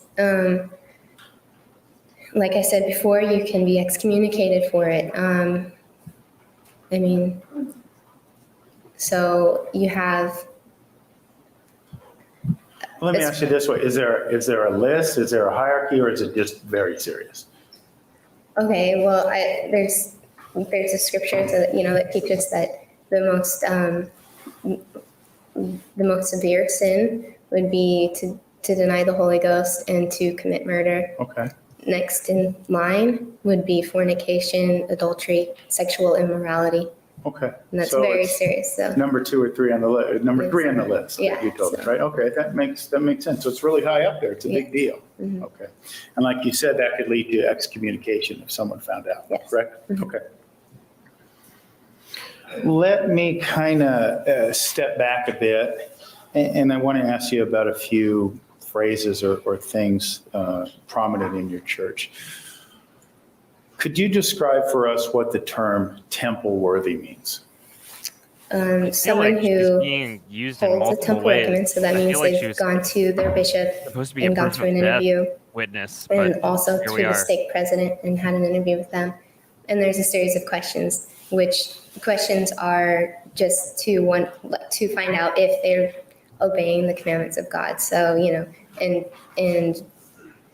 are active members in the church. So they show up to church on Sunday, they partake of the sacrament, they are repenting when they, make mistakes. They are serving in their calling. So it's just to see their level basically of commitment to the Lord in their church service and worship. Okay. To your knowledge, was Travis Alexander temple worthy for your church? I didn't know whether or not he was. Okay. Let me ask you about the term priesthood holder. What does that mean in your church? So the priesthood holder is basically, so at the age of 12, a young boy receives the priesthood. So, and there's different levels of priesthood power and keys. But it's essentially somebody that holds the power to give blessings. It's power ordained to them through God. Okay. And so in order to have that, you have to make sure you are maintaining a worthy, clean, pure lifestyle. And it's essentially a way to serve people in the church by giving blessings of healing, of comfort, and so on. And they also bless the sacrament with it, and they use that also in the temple. Okay. And you said do women become priesthood holders in your church? No. And to your knowledge, was Mr. Alexander a priesthood holder? I thought he was. So yeah, I don't know for sure though. I thought he was. Okay. And what do you base that knowledge on? The fact that he was going to church. I hadn't ever heard he'd been excommunicated. When you're excommunicated, if you're a man, you lose your priesthood power. Okay.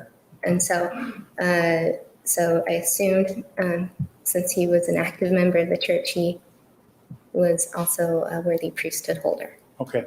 And it sounds to me like you would have assumed that because no one knew of him committing any of the sins that lead to any sanctions, right? Right. Okay. And based on what you said before, it sounds to me like if someone committed one of those, again, the sin of premarital sex, they would lose their temple worthy status and their status as a priesthood holder. Is that right? Right. Okay. Typically, yeah. Okay. I want to talk to you now a little bit about Mr. Alexander himself and your relationship with him, okay? Okay. In a moment, Judge. Does he need a moment? Well, that was stupid. He just asked. Oh, ASMR warning. That was a pour of water, and it wasn't me. I'm going to hand you for the record Wasn't me. a copy of Exhibit 254, just for the record. And Ms. Hall, as I hand you that, do you recall some time ago, and I certainly couldn't recall the exact date, that you and I sat down and had a conversation about your relationship with Mr. Alexander? I don't remember the exact date, but yes, you and Mr. Martinez were there. Okay. I just wanted to just talk to you about some of those things, and if you have trouble kind of remembering some of the things you said, I've put that exhibit there just so you could refresh your recollection if need be, okay? Okay, do we, so this is a transcript of the Yes, recording that you Yes, made? ma'am. Yes, it is. Okay. Oh. One of the things you told us that day was that you said you knew Travis for about a year at the time before his death. Is that about right? I knew who he was when Okay. I moved into the ward in about July or August, I would think. And so the first Sunday I went there, he gave a talk in church. Okay. So I knew who he was, but we didn't officially meet until later. Okay. And do you remember how old you were when you moved into the ward? That would have been almost 5.5 years ago, I guess. Okay. So 27, 28. Okay. All right. And one of the things I believe you told us then, and what you told Mr. Martinez this afternoon, was that, and ma'am, I'll just ask you questions. If you need to refer back, go ahead and let me know, okay? That you and Mr. Alexander began dating in February 2008, correct? That would. And that was an approximate time. Yeah. I'm not holding you to a specific date. Okay. And those dates in February 2008, those were the dates that you described to Mr. Martinez a few moments ago. Is that right? Yeah, they were an approximation. What's that? Yes, they were an approximation. Okay. All right. And it sounded to me, and it got a little confusing, and I understand time frames aren't going to be exact this many years ago, but it sounded to me like after those dates, you began dating someone else, correct? Yeah, so it would have been after the first date, from what I remember. Okay. I then began dating someone else. What in the Blue Lagoon did I just watch? The exact time, I don't remember, other than, guesstimating. Okay, right, and that's fair. So we're talking February, March-ish of 2008 when this was occurring. Yes. Is that correct? Okay. The power of one small action, one conversation. One small action. I love that phrase. What in the Blue Lagoon did I just watch? Oh, I absolutely love that. Debbie, are you asking about the lawyer? Lawyer attorney? I'm learning a lot from our really incredibly smart community. I believe it or not, I did some research, but I'm learning that she actually tried to fire them. They didn't want to be with her. The judge denied that motion, so they were stuck with her. So, I mean, the fact that he's doing what he's doing is amazing. What time is it for me? It's 12:19 a.m. But here we are. There's 23 minutes left. We got this. We can do this. We can do this. All right. If I understood you correctly, after that first date with Mr. Alexander, you didn't have any romantic interest, correct? That's correct. Okay. And after this period of time, you went on this date. You then began dating another individual for a few weeks, I think. Is that correct? Mm-hmm. Okay. And Mr. Alexander had asked you out in a period of time when you were dating this other individual. Is that accurate? I believe I remember that he tried asking me out and I let him know that I was dating someone else. Okay. When that period of dating ended with this other individual, not with Travis, but this other individual, it sounds to me like you went on other dates with Travis. Is that correct? Yes, I remember going on 2 more dates with him afterward. So. Okay. And was that the rock climbing wall that you were talking to Mr. Martinez about, or was that something else? Okay. It's not a glowing review, is it? Like, you don't want that on Yelp. And when, if you could tell us perhaps in relation, and the last date you went on with Mr. Alexander was to the rock climbing wall, is that right? Is that the last one? Yeah. Okay. With that, I'm not holding you to a specific date here, but do you remember how much time elapsed between that last date and his asking you to go to Cancun? Not exactly. I don't remember the exact time. 2 weeks, 3 weeks? I would think it would have been in March, maybe April, the beginning of April, when we went rock climbing. And then he asked me to go with him in Cancun, I believe sometime in May, the beginning of May. Okay. So again, I don't remember the exact day when that happened, but. In between your date at the rock climbing wall and your trip to Cancun, or him asking you to go to Cancun, excuse me, did he ask you out other times? Yeah, I had let him know that we would just be friends, that I wasn't interested in going out with him anymore. Okay. So that I just wanted to be friends. So he might have asked me out one other time and I let him know, that no, I don't really have any interest, I just want to be friends. Okay. So. And this was after the rock climbing wall that you kind of gave him the friends talk, right? Yeah. Okay. Good night, Charlie. And then it was sometime after you told him you just wanted to be friends that he asked you to go to Cancun, right? Okay. And I remember you told Mr. Martinez that you didn't say yes right away. You thought about it for a few days, right? Yeah, I remember thinking about it and asking my mom, if it was a good idea, and coming to the conclusion that, since he wasn't paying for any of it, that it was a place that I'd been to with my own family and felt very comfortable with this place. I knew how fun it was. And the fact that we were going with the family and we were staying in totally separate rooms, I felt very comfortable going with my friend to Cancun. Okay. Did you, and I get the sense from the fact that you didn't accept right away that you might have been surprised by his asking you to go to, it's a difference to go to a rock climbing wall. We got to keep an eye on this fella. In town to go to Cancun, right? Was that a bit of a surprise to you? Well, at that point we were, closer friends at that point, so giving him the friend talk, I was always very upfront, direct with Travis. He knew that we were just friends.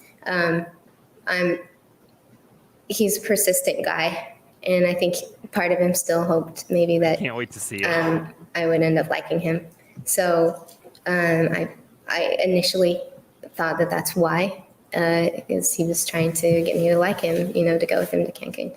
That's a heck of a way to get somebody to like you. Again, I gave him the, we're just friends, just tried to make sure everything was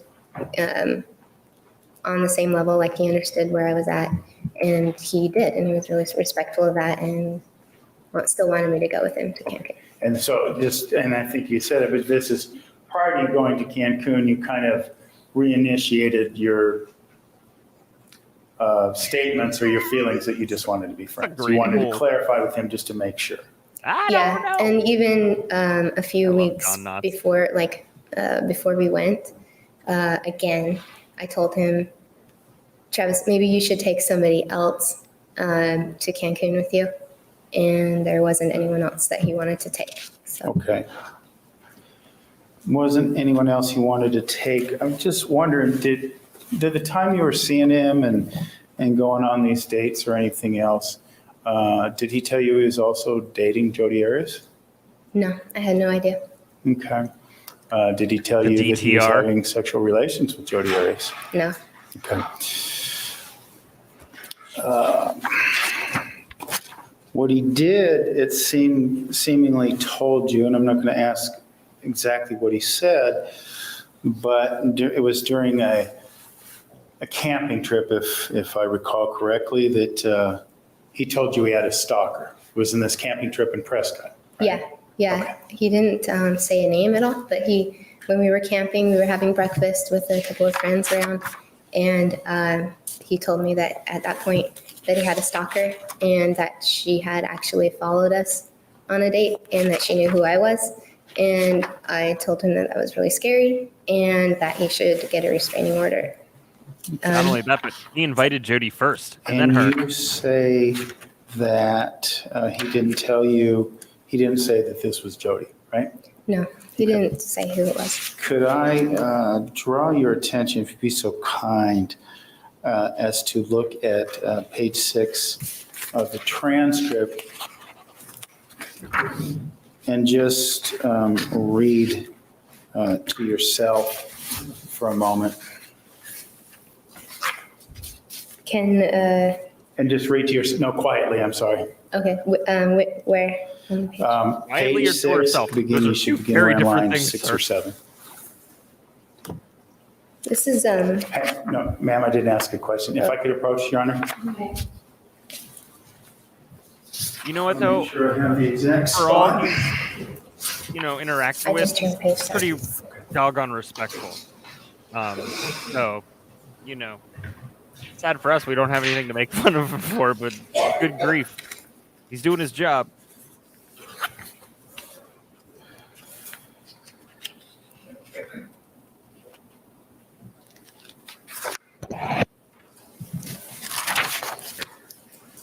Well, let me ask you this. What's the airspeed velocity And I of kind of interrupted you. You said you gave him the advice that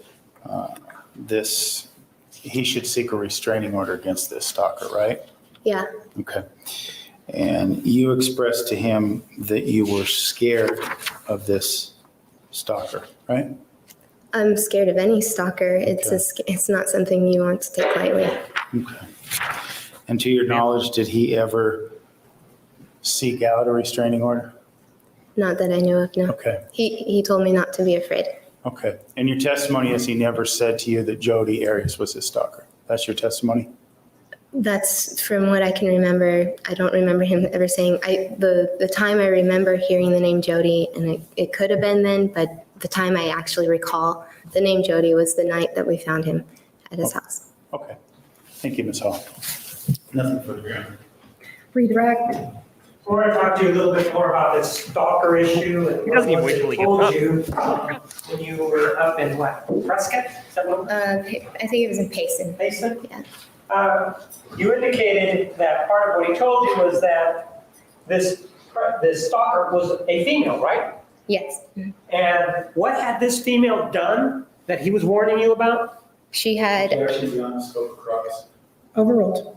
She had slashed his tires several times. He had dated someone earlier that year. She had slashed her tires. She had sent threatening emails to both Travis and his girlfriend of the He time. slashed his tires twice. She had followed us on the first date that we went on. She sounded dangerous. She had broken into his email accounts, his bank accounts. She would sneak into his house through the doggy door and sleep on his couch at night without him knowing that she was there. So. And you were dating him what month of what year? We went out. Sorry, you went out what month of what year? Like I said, January or February, that first time. And then later on, March-ish. So it could have been from January to March of 2008 that these dates took place then? Yes. Mm-hmm. Si eliges el estacionamiento cuando ordenas por anticipado en el app de McDonald's. Oh my goodness gracious.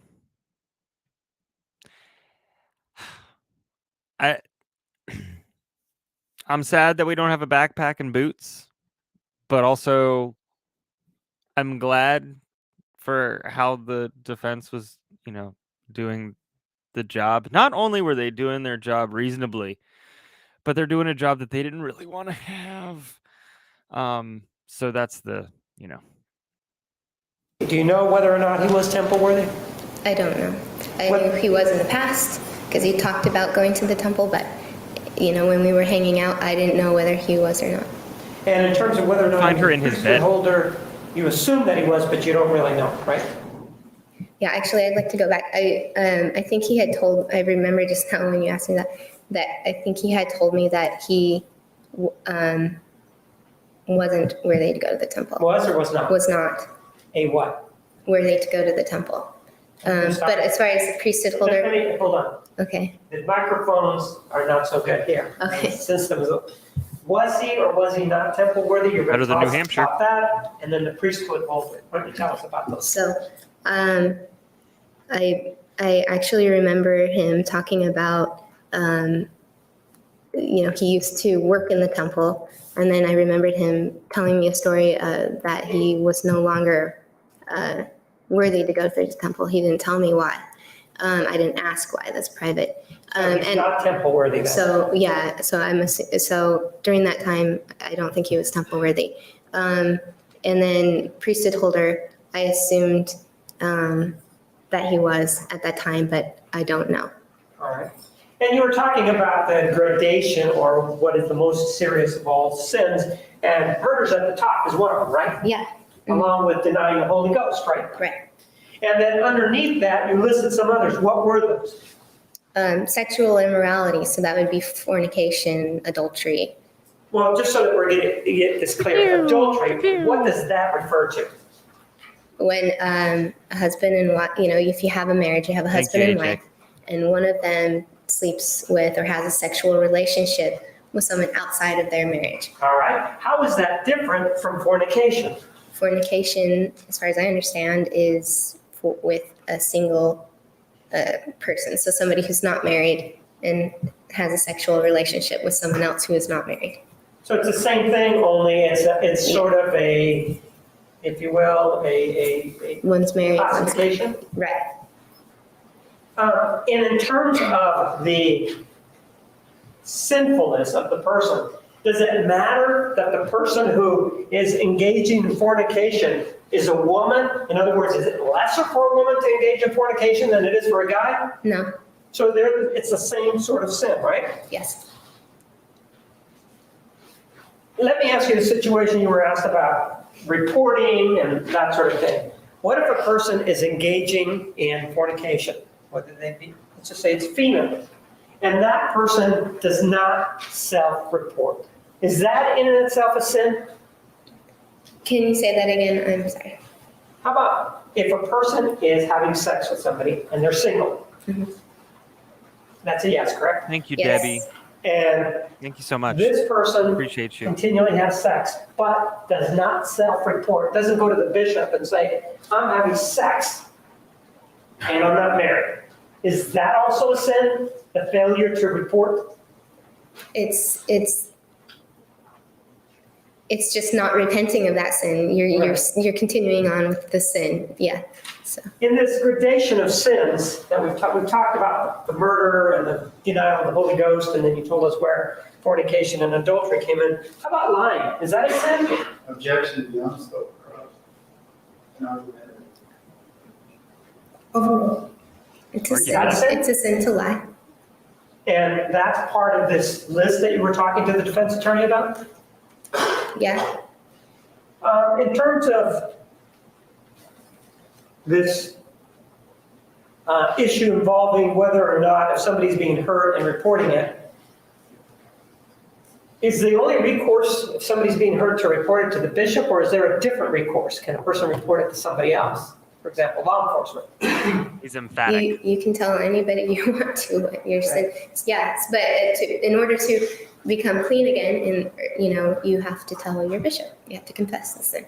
And this trip to Cancun that you talked to the defense attorney about, you at first told him you didn't want to go, right?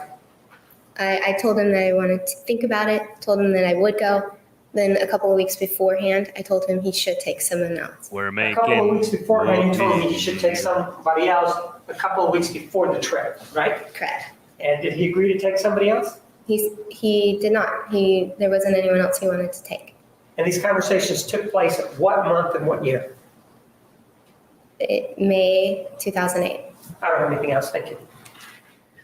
Does any member of the jury have a question for this witness? Oh, we get jury questions? Shut the No front hands. door. Thank you. You may step down. Counsel, please approach. I guess we would, right? Yo, you ready for the big game? Of course Yep, I'm ready. ready It's for the big finals. game. Of course I am. Why do you keep asking if I'm What are you ready? talking about? Are you ready? Yeah. Oh my gosh.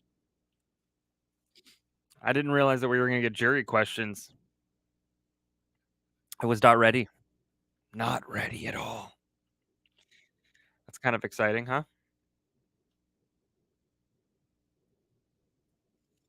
Doris Day on your bingo card. Yes, I love this. I love this. They're epic. Good. I wish a lot of different states did this. I think it would be great.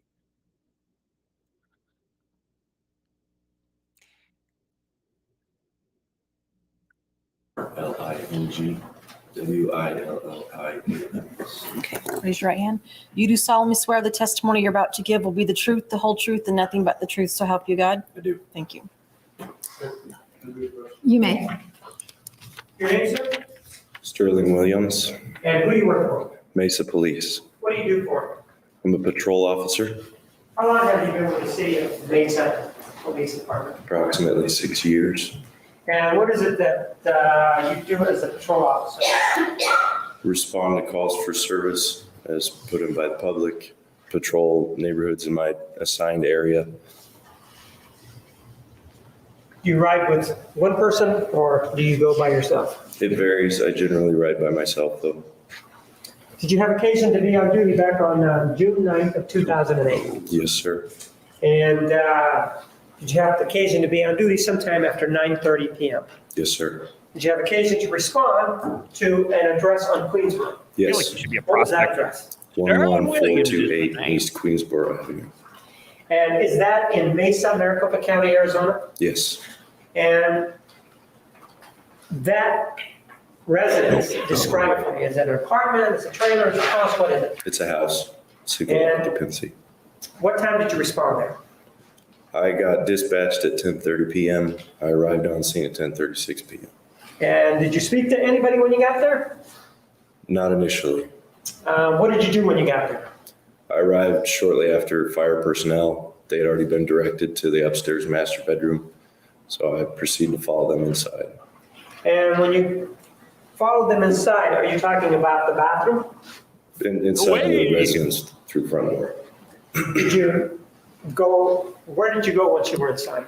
Once we went inside, we went directly to the stairs, took the stairs up to the top, and there's a set of double doors at the top of the stairs to the left, which was the entrance to the master bedroom suite. And we went in through the open door in there, and fire personnel went in to find the body. And did you actually see the fire department work on this individual or not? They didn't work on him, no. They looked at him and what They happened? visually inspected him and were able to declare him deceased at that point.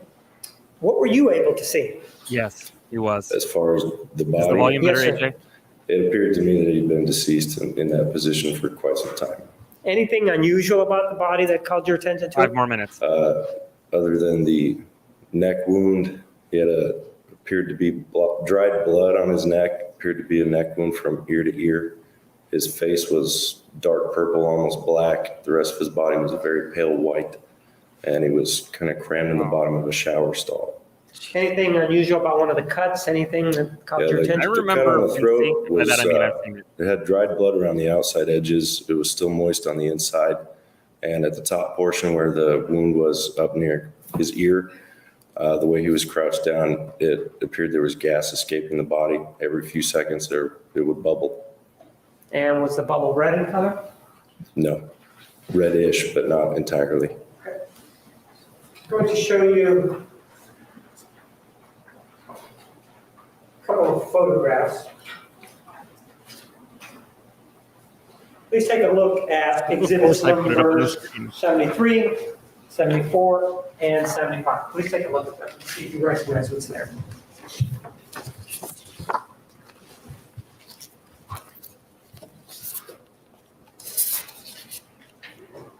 Yes. What are they? This Would have is been the a long body time for that to that I be running. found in the shower. Is it in these photographs show an accurate depictions of the body as it existed back on June 9th of 2008 when you found the body? Yes. Move for the admission of exhibits 73 through 75. Any objection? Moment, Your Honor.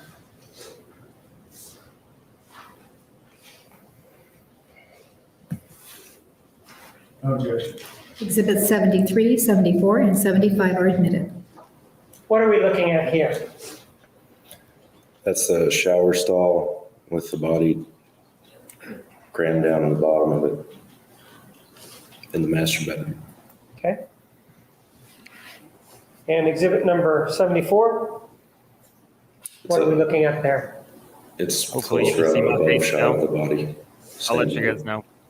I'll move myself as soon as it's done. And exhibit number 75. We don't need to see that. Close-up shot of the neck wound that I saw. That was- You indicated something about gases and items coming out.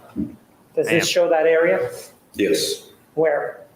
right at the end of the wound near the ear, where you can see the small specks of blood and substance. It was bubbling and splattering as it was bubbling. Other than that area that we just saw, the neck area, did you see any other areas that had blood on it? Just his chest. I didn't examine the body very much after that. Yeah, the pictures are everywhere online. I mean, if you guys want to. Did you have occasion to look elsewhere, or was it the extent of what you looked at? Yeah. I did look briefly around the remainder of the bathroom while I was in there, yes. And what is it that you saw in the bathroom? I noticed large amounts of blood spatter in the sink and on the countertop. I also noticed there was a linen closet directly across from the walk-in closet. Oh, goodness The door was gracious. closed and it looked like there was some dried blood possibly under the door. Yeah, but is this covered by linoleum or is this carpeted? This was a tile area. The tile area, so was it the carpet of the closet? No. No. How did you actually walk in there? Did you walk in? As I entered the room, I noticed large amounts of blood on the carpet, the transition between the tile and the carpet from the master bedroom. So that would be, There you was took an immediate right. Yes, there was a hallway leading off to the bathroom where the shower stall was. That was all covered in blood. I noticed large amounts of blood pooling and smears. There was a walk-in closet that paralleled that hallway, with doors on both ends.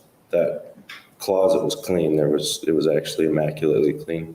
There was And the nothing in carpet there. in the closet, was there any blood in that carpet? No, And that's the one that's directly next to the shower area then? yes, And so did you notice any blood in that closet? no, I did not. When you said it was immaculately There are clean, no what do you- tears. Everything was very neatly in order. All the shoes were No well tears. placed. Clothes were hung up nicely. It just appeared very clean. Did you take a look at the bedroom area? Yes, And did you see any blood there? yes, right at the entryway to the hallway leading to the bathroom. So that's again, sort of that border between the hallway and the carpet. Yes.